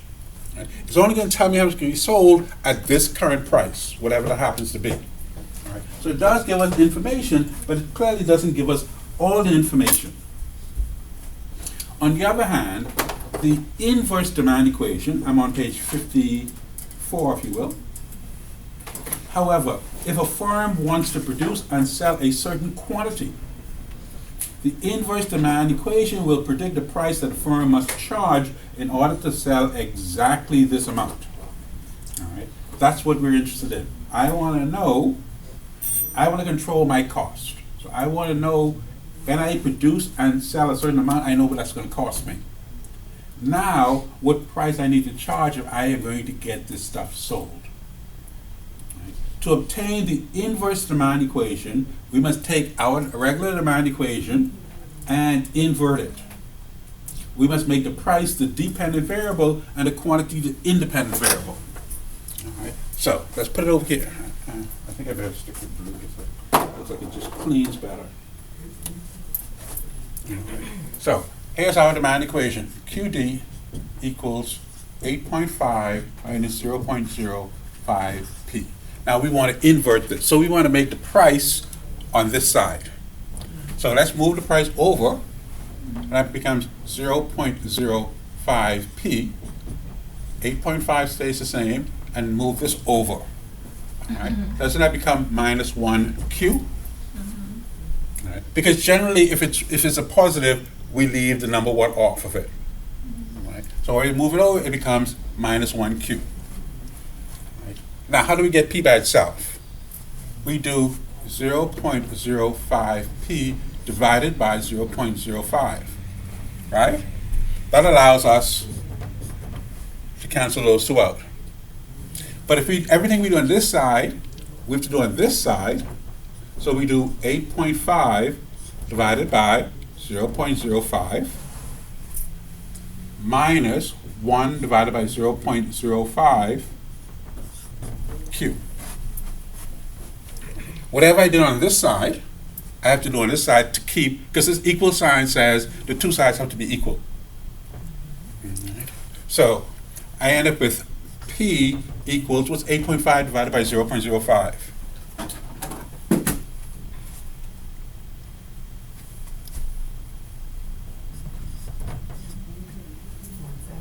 Yes? And 1 divided by 0.05 is a big number. It doesn't look like it's supposed to be a big number, but it's a big number.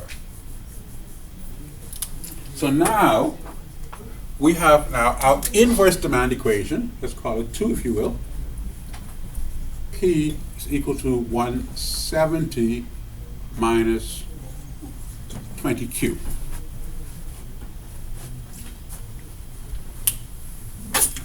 And this happens more often than you would think, because what happens, let's say you're in a business and you hire a consultancy firm, all right, because you're looking to get into a business, into a market. And they can do market assessment, and they can come back and tell you, whether this is something you ought to be investing your money in. So they will give you a demand curve for this particular product or service that you're interested in. So we see a regular demand curve quite often, but what we're interested in then is the inverse. All right, we want to know then if we're going to control our costs. So we control the costs, and from that, we know what price we would charge. Right. See, ideally for us, all right, the way the inverse demand equation works in our favor. Remember we were talking, not last time, maybe the class before that, about producer surplus. All right, producer surplus is the amount that we can charge compared to the price that's prevailing in the market. All right. So ideally, if I'm looking at my inverse demand equation and I see the market price for this product is, let's say, $200. But when I look at my inverse demand equation, if I could control my cost, I really could charge, $50 for this. All right, and I would still be all right. I could break even at $50, but the market allows me to charge $200 for it. So I make $150 every unit that I sell, only by controlling my costs. Right. On the other hand, the market, the amount that I would sell, if I'm going to look at my regular demand curve, will be determined by the market itself. But I don't want the market to determine how much I will control my cost, because if the market is saying, I produce 50, but the market says I only can sell 25, then I lose. But if I get to decide how much I want to sell. Okay. back to our conversation. Where are we? Middle of the page. Right. Now, we view the demand curve as deterministic, which means that at any given price, the quantity demanded can be determined with certainty. Conversely, when we're looking at the inverse demand equation, for any targeted sales quantity, the inverse demand equation provides a precise market clearing price. Right. Now, this is all theoretical, of course, because in the real world, to a greater or less extent, the quantity sold at any given price may vary. All right. That's why we fiddle with the price. You see stores doing that. Nevertheless, as long as we are within the margin of error in our price-quantity relationship, the demand equation representation is a solid one. It's one we can depend on. Okay.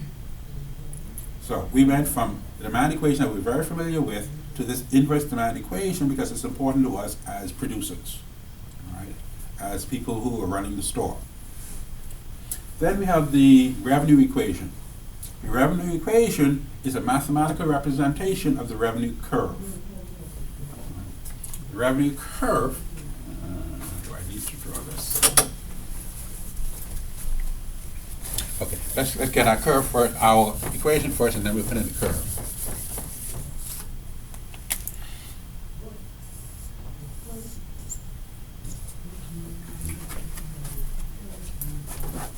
The revenue equation is a mathematical representation of the revenue curve. The revenue equation predicts the income earned by the firm given the quantity of output sold. It can be computed as a product of price and quantity of output. Remember now, in this case, the price is going to be determined by the inverse demand equation. Because if we control the Q, the price is going to be reflected based on how much we want to produce and sell. Right. So our, I don't want this yet.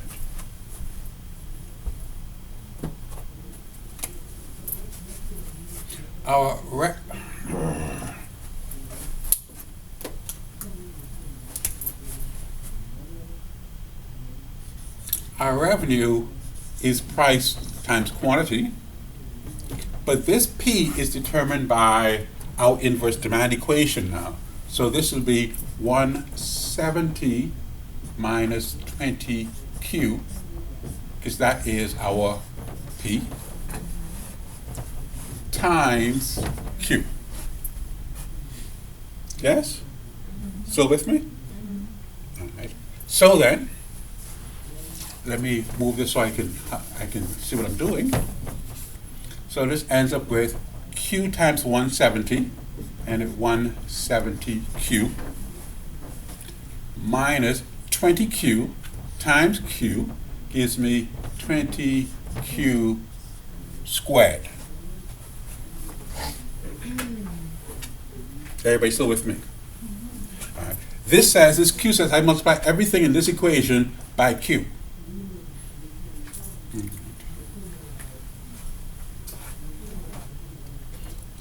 So here is my revenue equation. Now, something you're going to have to take my word for in this case. Right. If we're graphing this, here's my revenue, here's my output. Right. Did I put a table in? Please tell me I put a table in your notes. Yeah, I did. Oh, damn, I'm good. Yeah, y'all just don't understand, man. Right. If you were to graph this, it's going to look like a parabola.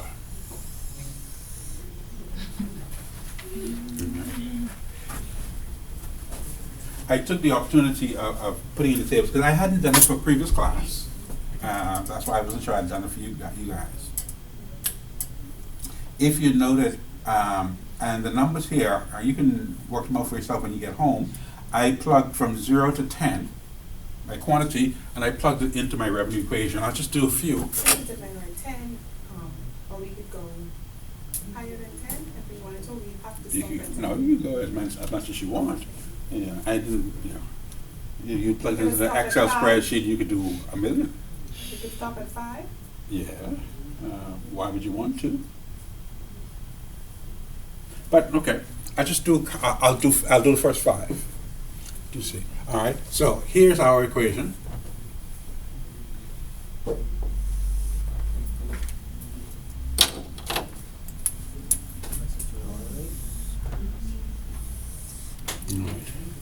And we're saying, here's our Q, and here's our revenue. 0, 1, 2, 3, 4, 5. Right. Here's our revenue equation. When Q is 0, 0 times 0, 0. 20 times 0, 0. 170 times 0, 0 minus 0, which makes sense. If we're not producing anything, we shouldn't be making any money. Yes? All right. So we finally crank up some production. We produce 1. 1 times 1 is 1. 20 times 1, 20. So this is 170 times 1 minus 20 times 1, which is 170 minus 20.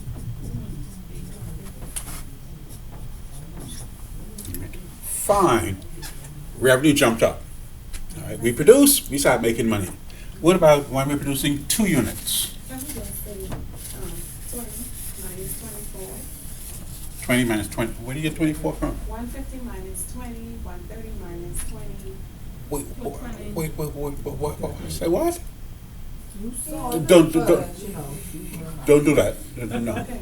No. No, I just looking just by 20 in the No. example. No. I would strongly advise against that. All right. It's better to do it step by step. That way you know you did it right. Okay. Yeah. And if something go wrong, you could trace back where you went wrong and fix it, as opposed to, I don't know how I get this number, but somehow I ended up with $3 trillion. And we're producing 2. 2 times 2 is 4. So 20 times 4. 170 times 2. 348. This is 340 minus 80. This is what, 160? 260?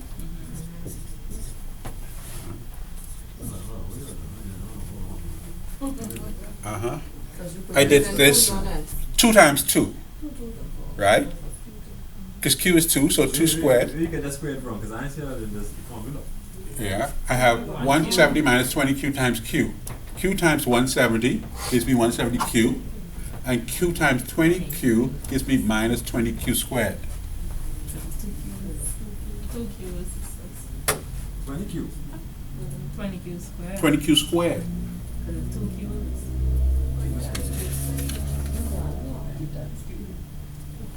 Bottom of page 54. Right, that's like the wrong formula. All right. What happens when revenue, and technically speaking, the way we would write this, and I won't insist upon it, but the way we write this, it will be R4 to say revenue when output is 4 units. But since we let it go, 170 times 4, because we're now producing, no, we're producing 3. 170 times 3 minus 20 times 3 squared. That should be 3 squared. Alright. So what's 170 times 3? That's what, 3 noughts are naught, 3 sevens are 21, but they want to carry 2, 3 ones are 3, and 2 is 5. Oh, 5 then. Alright. 3 threes are 9. 20 times 9, 2 nines are 18, 180. 3 threes or 3 2? 3 squared. Oh, okay, yeah. 3 squared is 9. 20 times 9 is 180. All right, that's what, 330? 330. All right. What happens when we're producing 4 units? So R4 would be 2 is 90. 170 times 4 minus 20 times 4 squared. 170 times 440, so it's $4, 4 times 28, 8 can carry 2, 4 2, so 4 ones are 4 and 2 is 6. What? Number two, I do get 260 though. 320. Oh shit, this was sorry, remember. 4 squared goes 60. 4 goes 60. Okay. No? 170 by 4. 7, 14, 21, 28. Yeah, I heard 680, it. that's right. Mhm. Okay. 4 squared. Well, I did something wrong. 4 4 is 16. 69, 20 is what? Calculate that one now. 320. Okay, it's 320. So, okay. You didn't do tens in math? 4 4 is 16. 2 times 16 is 32, and add the 0. Yeah. You see 320. We got you. Yeah, okay. 320 minus 680. 32 minus 68 is 36. 360. 360, yeah. 360. And finally, when we're producing 5 units, 7 minus 5 is 2. R equals 170 times 5 equals 20 times 5 squared. All right, 5 5s, 5 times 35, but 5 you get 3 5 is 5 and 3 is 8. 8 something. 5 850. Stop guessing. I thought you was working it out as we on the law. Oh, you're trying to follow me.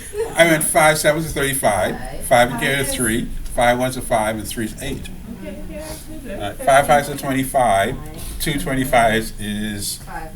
500. Thank you very much. And you end up with 350. All right. So, is that what our table says? Okay. So, now we've established that the table is correct. What you would notice is that revenue is going up until we get to our 4th unit. All right, then revenue begins slowing down until we get to our 8th unit. And when we start producing our 9 unit, revenue actually becomes negative. And it gets increasingly negative. So in fact, if we were continue with this graph, all right, here revenue is slowing down, and in fact revenue comes negative, below 0. Of course, you would stop producing long before you get to that point. All right. In fact, where you should be producing is the point at which revenue is at its highest point, at the peak of that curve. And you would see that is the point at where we're producing 4 units or 4 runs or 4 whatever it is. And our revenue is 360 whatever. And our price is $9 per.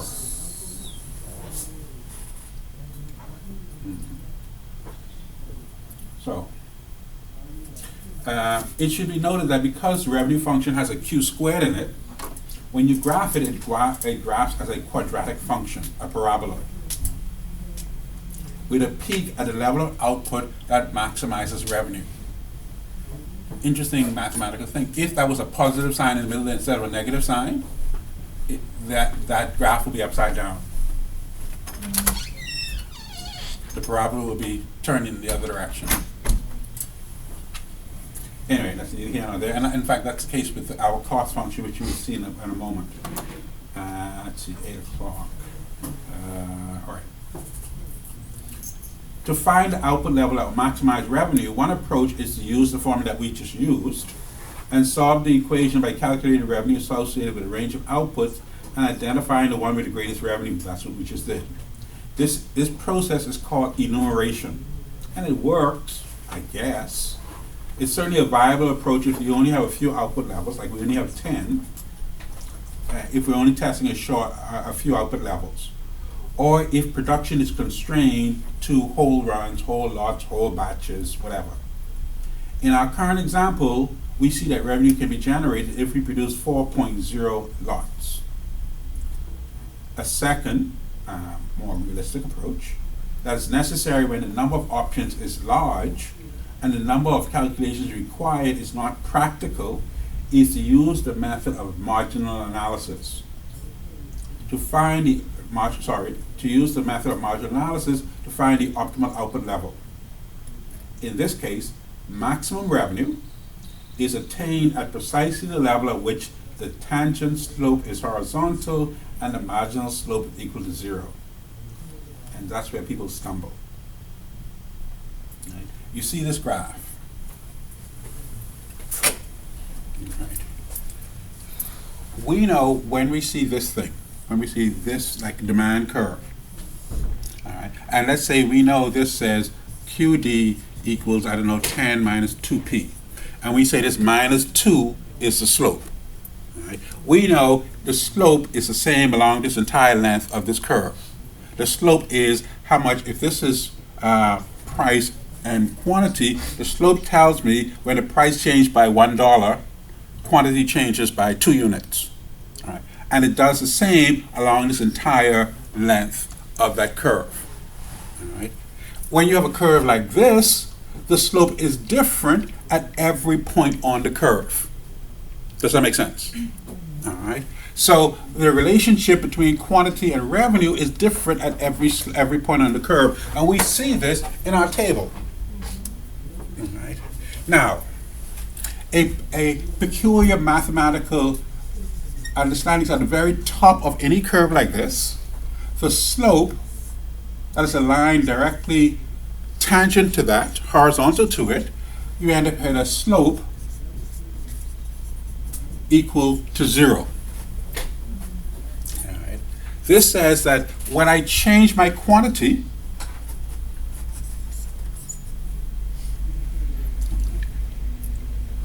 my revenue equals 0. I increase my production, but I don't make any more money. Probably because my costs went up similarly. All right. So I want to continue, I want to produce until I get to this point.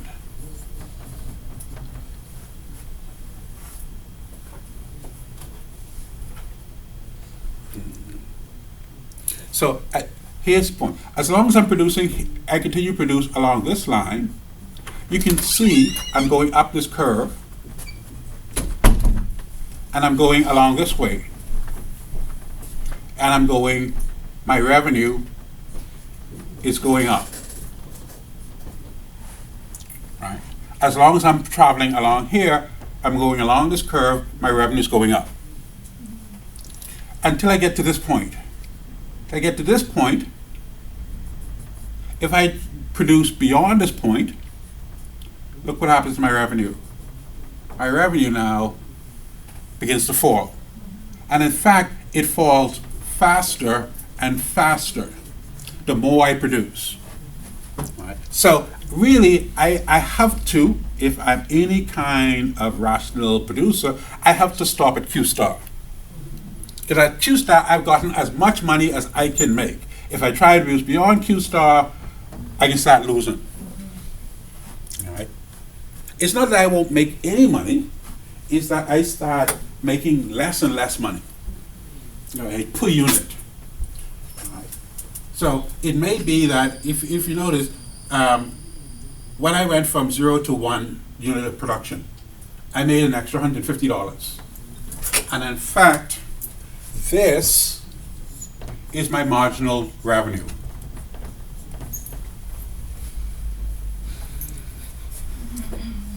When I went from 1 to 2 units, my marginal my revenue went from 260, from 150 to 260. My marginal revenue is now what? That's 110. Right. When I increased production even further, what happened to my marginal revenue? My marginal revenue is now from 260 to 130, 70. From 3 to 4. My marginal revenue, that is my additional revenue when I increase production by 1 unit, my marginal revenue was only 30. And when I went from 4 to 5, look at what happened to my marginal revenue. My marginal revenue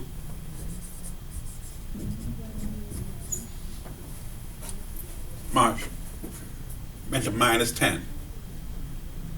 Right. So clearly, when I went from producing from 3 to 4 units, my marginal revenue is still going up. But once I got But beyond 4, my marginal revenue starts at 4. Right. So somewhere between 4 and 5. I know for sure at 4, my marginal revenue was still positive. 30 units for every additional unit I produce. But at 5, my marginal revenue was negative. So roughly speaking, I'm saying my marginal revenue is somewhere between 4 and 5. Because I want to get marginal revenue equal to 0. I want to get to this very peak. All right. I know 4 is good and 5 is bad. All right. But I know 4 is to the left of this peak and 5 is to the right. I want to be on the peak itself. All right. And right now, our table, as we have it, doesn't allow us to say exactly where that is. All right. So back to our conversation. So if we want to maximize our revenue, this is attained precisely at the point where, at the top of our peak, where the tangent slope is horizontal and marginal revenue is 0. This corresponds to the peak of our revenue curve. At this point, any increase or reduction in production would lead to lower revenues. So therefore, maximum revenue is attained at the output level at which marginal revenue is equal to 0. Hold that in the back of your mind for a second while we continue in our notes. In the table above, we can see that when we produce 4 lots or batches, we obtain revenues of $360, or $360 million, or $360,000, whatever it is, with marginal revenue remaining positive. However, if we were to increase to 5 lots, marginal revenue falls to $350,000 and marginal revenue is negative. You should note, and I have it in bold and black, this method doesn't allow us to determine precisely the level at which marginal revenue is equal to 0. Right. We can get close, but we can't say exactly precisely using this method, this enumeration method. Right. So clearly, I'm going to establish a more precise method, same like when we did with elasticity. We start off with said, okay, yeah, this is okay, but it doesn't get us as precisely as we need to get. All right. Similarly here.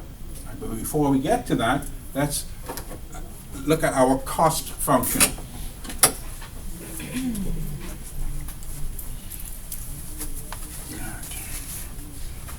Let me clean some space. Let's call it number 3, if you will.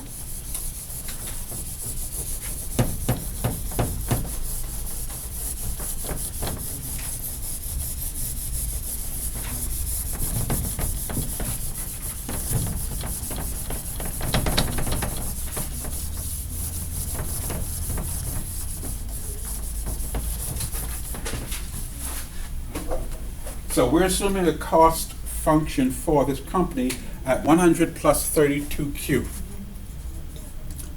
Cost equals 100 plus 32Q. All right.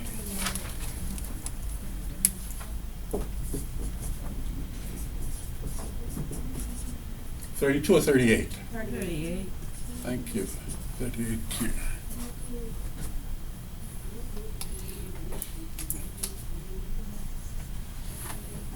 Where the 100 is our fixed cost,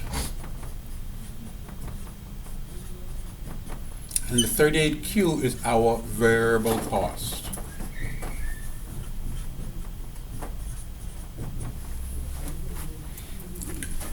So, back to our notes. We're defining total cost as the total expense incurred by the firm for the production of a given quantity of output, and is represented by an equation often called the cost function. The cost function shows how total cost depends on quantity and output, or quantity of output, sorry. By substituting in a given quantity, we can find the resulting total cost. As previously defined, fixed costs are costs that do not vary with respect to different costs of outcome. These are costs that do not vary with respect to different costs of action under consideration. These costs are generally considered irrelevant for day-to-day decision making. All right. And these costs can be seen as the y-intercept on the cost curve. Right. So if we're graphing, there's no T in it, I think.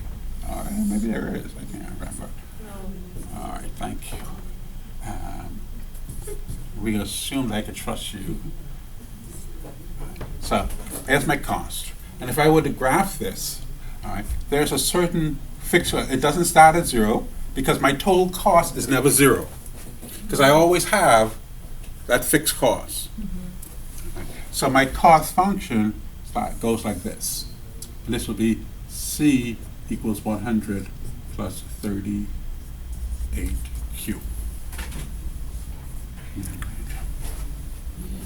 And this would be 100. Okay. So my cost will always start at that point.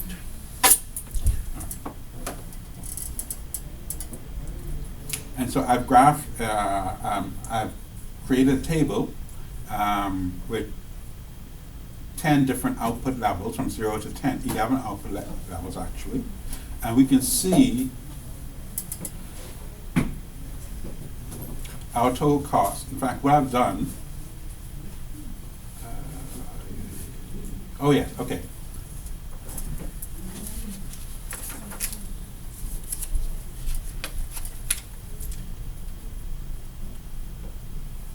Oh, go back 2 pages for me a second. Our first table, this is our inverse demand table. You see where we just had 11 output levels from 0 to 10, and we had our various prices from 117 to negative 30. That's what I remember doing. Sorry? And I get it. Now, when we started looking at revenue, we added revenue to that same table, our revenue and our marginal revenue columns to that same table.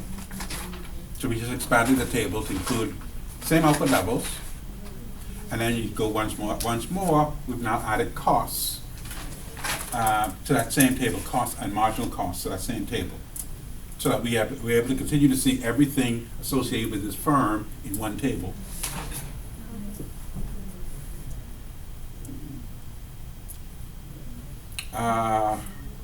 Marginal cost, middle of the page, if you will.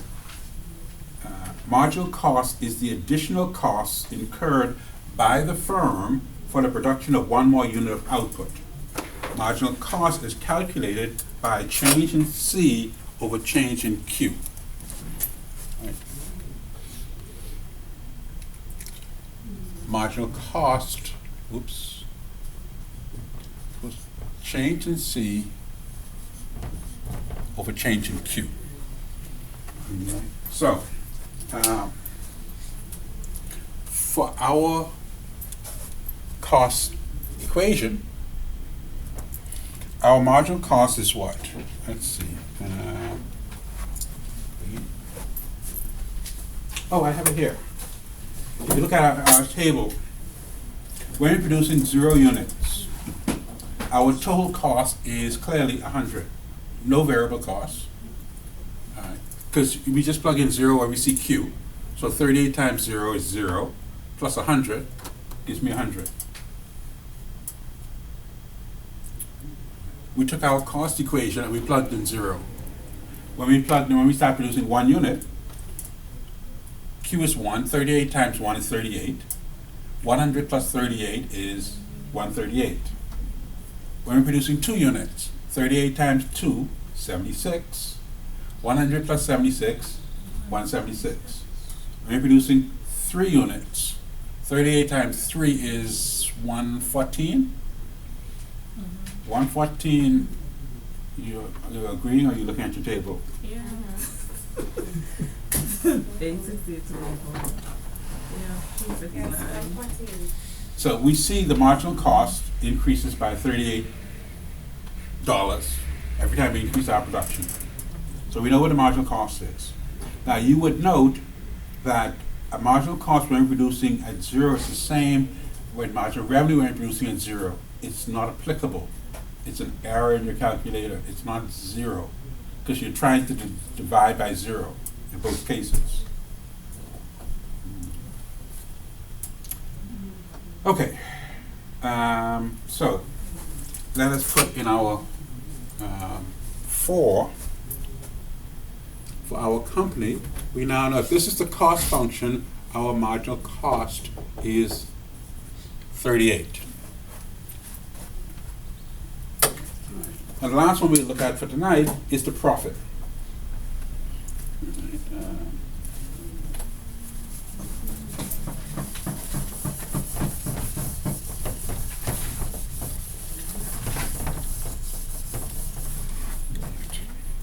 Oops. Profit, which we always write as the Greek letter pi, is revenue minus cost. All right. Oops, am I missing something? Yes, you are. You're missing the 170Q minus 20Q. I'm missing my revenue. Uh-huh. Why do you let me leave out my revenue? It's here. Revenue is number 4, number 3. Revenue is number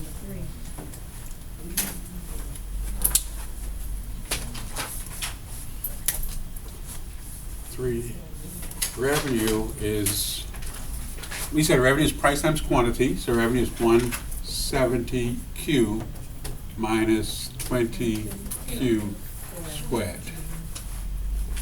For my cost is 100 plus 38Q, and my marginal cost is just simply 38. Okay? All right, so we said revenue, profit is revenue minus cost. We've known this a long time, but now we have a way of determining what our revenue is going to be. Once we know what Q is, now we know what our revenue is, and once we know what Q is, we know what our cost is. So our profit then would be, let's put everything in brackets, 170Q minus 20Q squared. That's my revenue. That's my revenue minus my cost. My cost is 100 plus 38Q. All right. Revenue minus cost. All right. Here's my revenue. Here's my cost. All right. Can we clear the brackets? All right. Again, I know I'm testing your memory from way back when. This negative sign means that everything in here changes its sign. All right. So we end up with 170Q minus 20Q squared. This is a positive 100, so it becomes minus 100. This is a positive 38Q, that becomes minus 38Q. And we collect terms. And the convention is number, letter, square. So this will be number minus 100. Here's the Q's. There's 170Q here, and there's a negative 38Q. So a positive 138 and a negative 38, that gives me 132. A positive, because this is a bigger number, 132Q, and there's only one squared, so it's minus 20Q squared.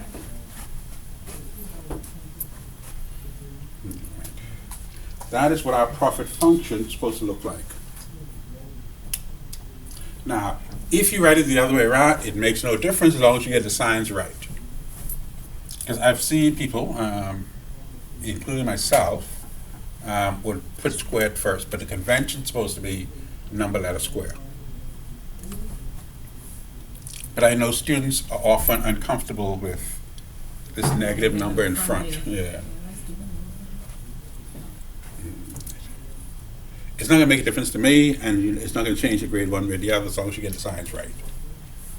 Right, so if y'all want me, it ain't going to make, because if you put it to square first, it's not going to be negative.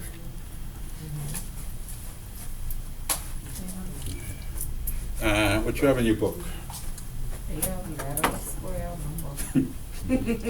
Actually, no. Look at 6. is fixed the right way around. Six is the same way you I want wanted it. to have 5. Mm.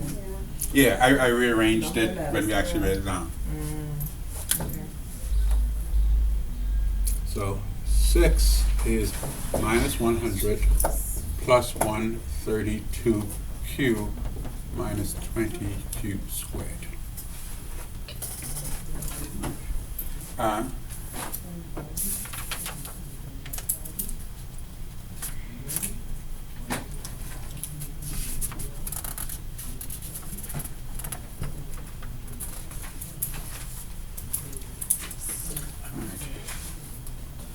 Now, 7 is our marginal profit, and that's going to take us into our differentiation. So, recap. Our little company that we've created. So we now have a inverse demand equation for this company that tells us that once we decide how much we're going to produce and sell, we know what price we need to charge if we can get this sold. All right. That's what our inverse demand equation can tell us. Now, also, once we decided, remember now, how are we going to find the amount we're going to produce and sell? We're going to go where marginal revenue is equal to marginal cost. That's going to give us our Q star.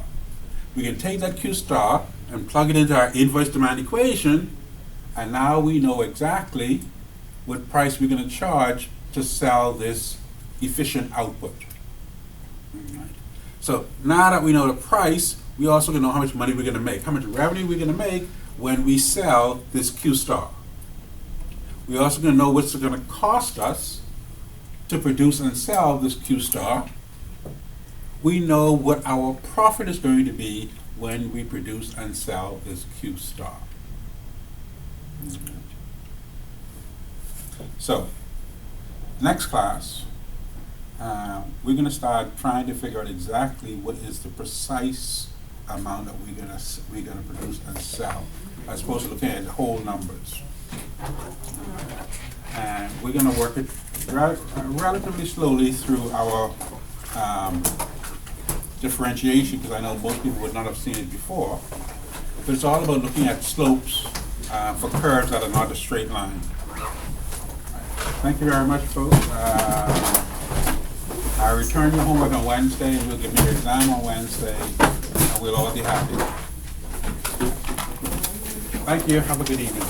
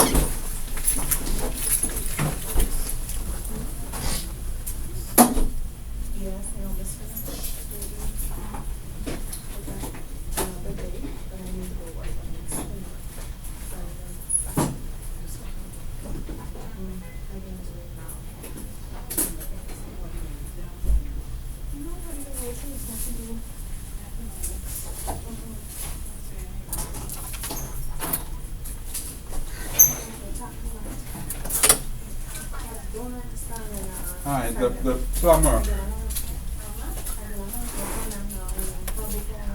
So now you have water.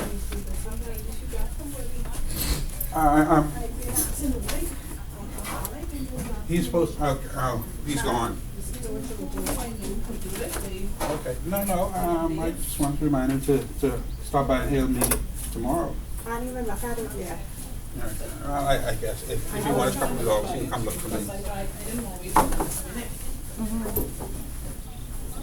I'm gonna do it now. I'm gonna do it now.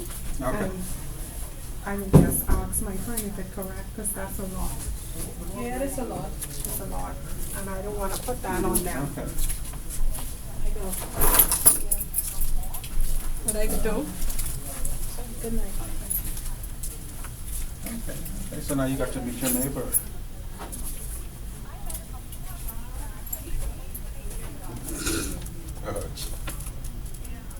Your behavior is way too friendly.